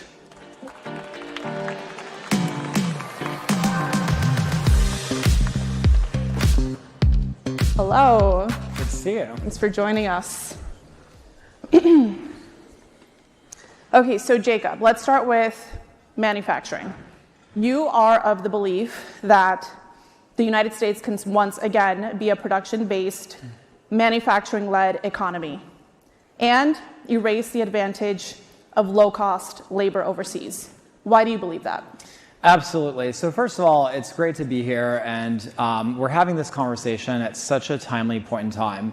For most of the 21st century, in the last 25 years, the global economy has been driven by a core set of assumptions that we're seeing the Trump economic revolution and artificial intelligence slowly dismantling. And what I mean by that is 3 of those assumptions are the following: that the US economy is primarily a consumption-driven, services-based economy that grows between 1% and 3% per year. The other assumption is that AI was going to lead to mass unemployment and jobs displacement. And the other assumption was this notion that China was on an unstoppable rise to eventually overtake the United States, primarily because of structural advantages in its population and demographics. Part of what we're seeing is leading indicators in a massive reindustrialization in the United States. What are those leading indicators? We're seeing over $1 trillion worth of investments in heavy industrial sectors in the United States. This year, for the first time, investment in AI infrastructure is actually outpacing consumer spending. AI infrastructure investments are actually contributing over 1/3 towards economic growth and GDP. And economic growth and GDP is hitting 3.3% this year, and according to Secretary Lutnick, could potentially hit 4% next year. So we're actually seeing these investments translate to potentially a shift in the growth band of the country from 1% to 3% to potentially 4% and 5%, which would really be a step change in productivity.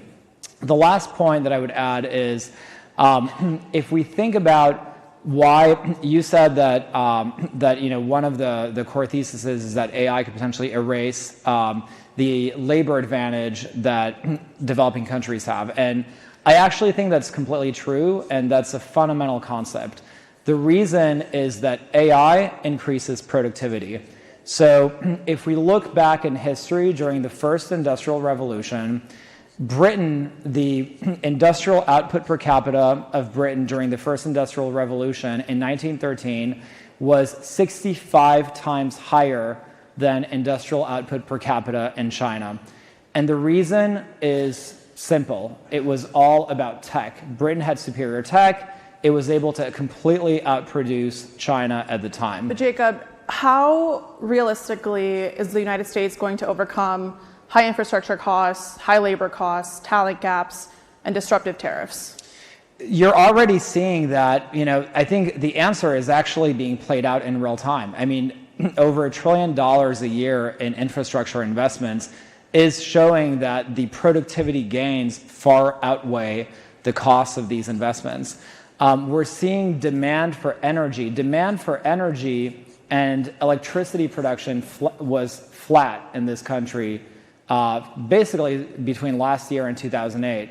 And for the first time in a generation, it's actually moving up, which is a good sign because it means that our economy is becoming more energy dense because we're now seeing an expansion in industrial activity and because these AI factories need a lot of energy. So it's, people could theorize different reasons for why this is taking place, but it's hard to deny the fact that it is taking place. I want to get your thoughts on this since you are advising the White House on economic policy. The Trump administration has just decided to take a direct stake in Intel. Do you view this as the start of a permanent U.S. industrial strategy, or is this just a one-off fix for a company that was struggling? Look, the U.S. government was obviously, took a pretty unique step in providing very large financial advancements to a number of companies in the last administration. I think of the Trump approach to boosting industrial activity here through 4 prongs: taxes, trade, deregulation, and energy. Those 4 prongs are fundamentally what's driving industrial activity in the U.S. Deregulation means dramatically compressing the windows for permitting and NEPA reform, which was included in the One Big Beautiful Bill. Taxes is a huge driver. So the One Big Beautiful Bill actually has full expensing for capital investments, intensive capital investments, which is actually changing the economics of investments since you brought up costs. Energy, the president reopened ANWR. He set very ambitious targets for nuclear energy production, which is direly needed in this country because we need to dramatically expand our energy supply. And trade, for the first time in over a generation, we're actually starting to rebalance our trading relationships with partners. And I think it's quite unprecedented that we've had an administration that's basically concluded over a dozen trade deals with our major trading partners in less than a year. So usually people spend almost 4 years to get a single trade deal done, and we're up to almost 12 now. What about this idea of imposing tariffs on semiconductors for companies that are not relocating back to the US? How does that work practically? Is that a good idea in your view? So I'm not going to comment on the specific breakdown of the application of tariffs, but what I will say is, because it sounds like you're referring to tariffs applied to semiconductors coming from Taiwan. From memory, negotiations with Taiwan are still ongoing, so I'm not going to prejudge what the outcome of those negotiations will be. But what I will say is fundamentally, the administration is basically building the rails for a new trading system. The United States was running a $1 trillion trading deficit with our top 12 trading partners every single year. That is not a sustainable place for us to be, and it's actually bad for our fiscal deficit and our long-term growth. And so tackling that issue, I think, was an economic security issue, and that's exactly what they're doing. And we are seeing real benefits. I mean, the U.S. is on course to bring in $300 billion this year alone to the Treasury to pay down the deficit. And the CBO estimated that we could bring in up to $4 trillion over 10 years, which completely changes the fiscal outlook for this country. Another unprecedented move by the Trump administration has been taking a cut of NVIDIA chip sales to China. What message does that send, given that China is viewed as the largest national security threat to both China and U.S. companies? Well, and I'm sure you saw the Chinese government basically opened an investigation to probe whether or not they wanted to block those imports now.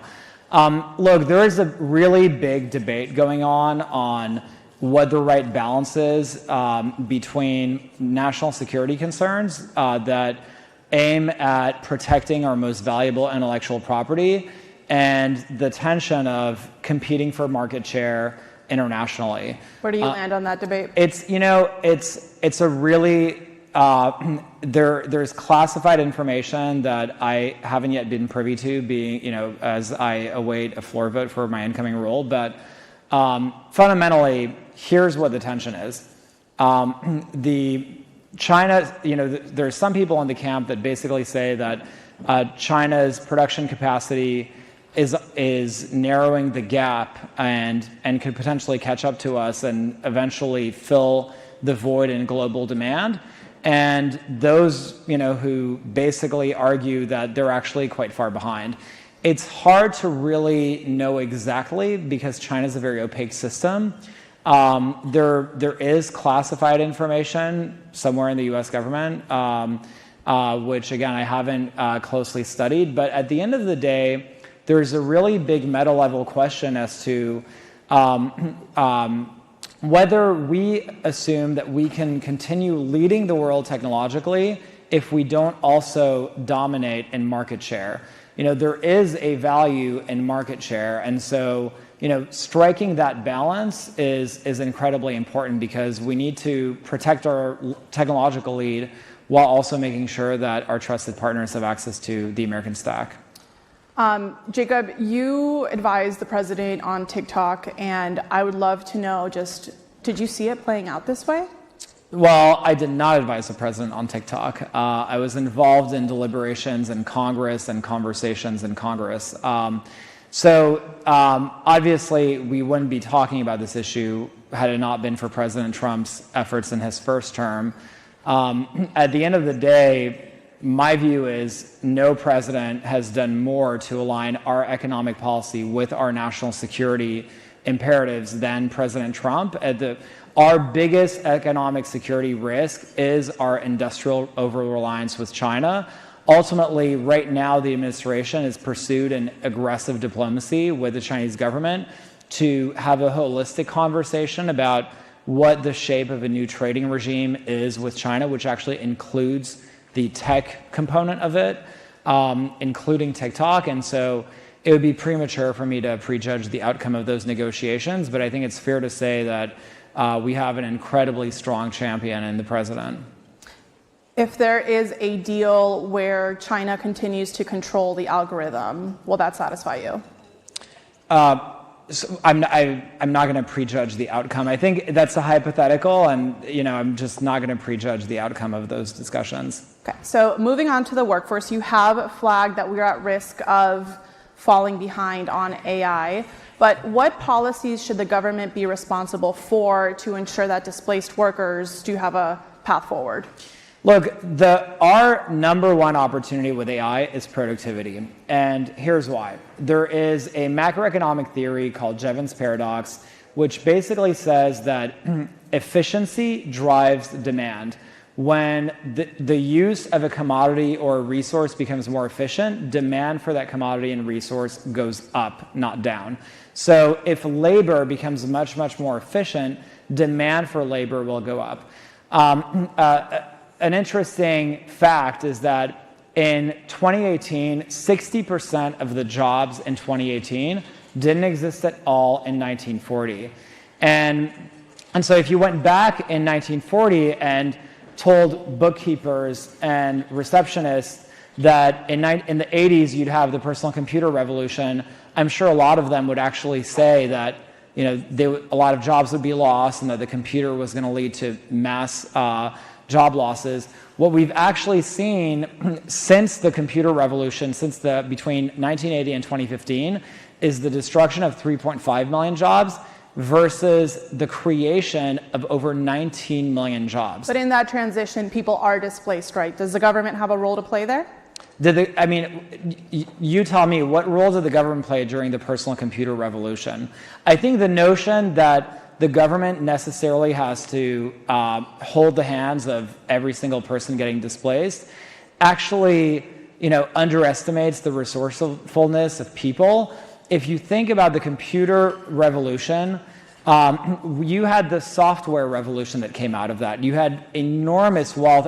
Our biggest companies as a country are basically mostly software companies.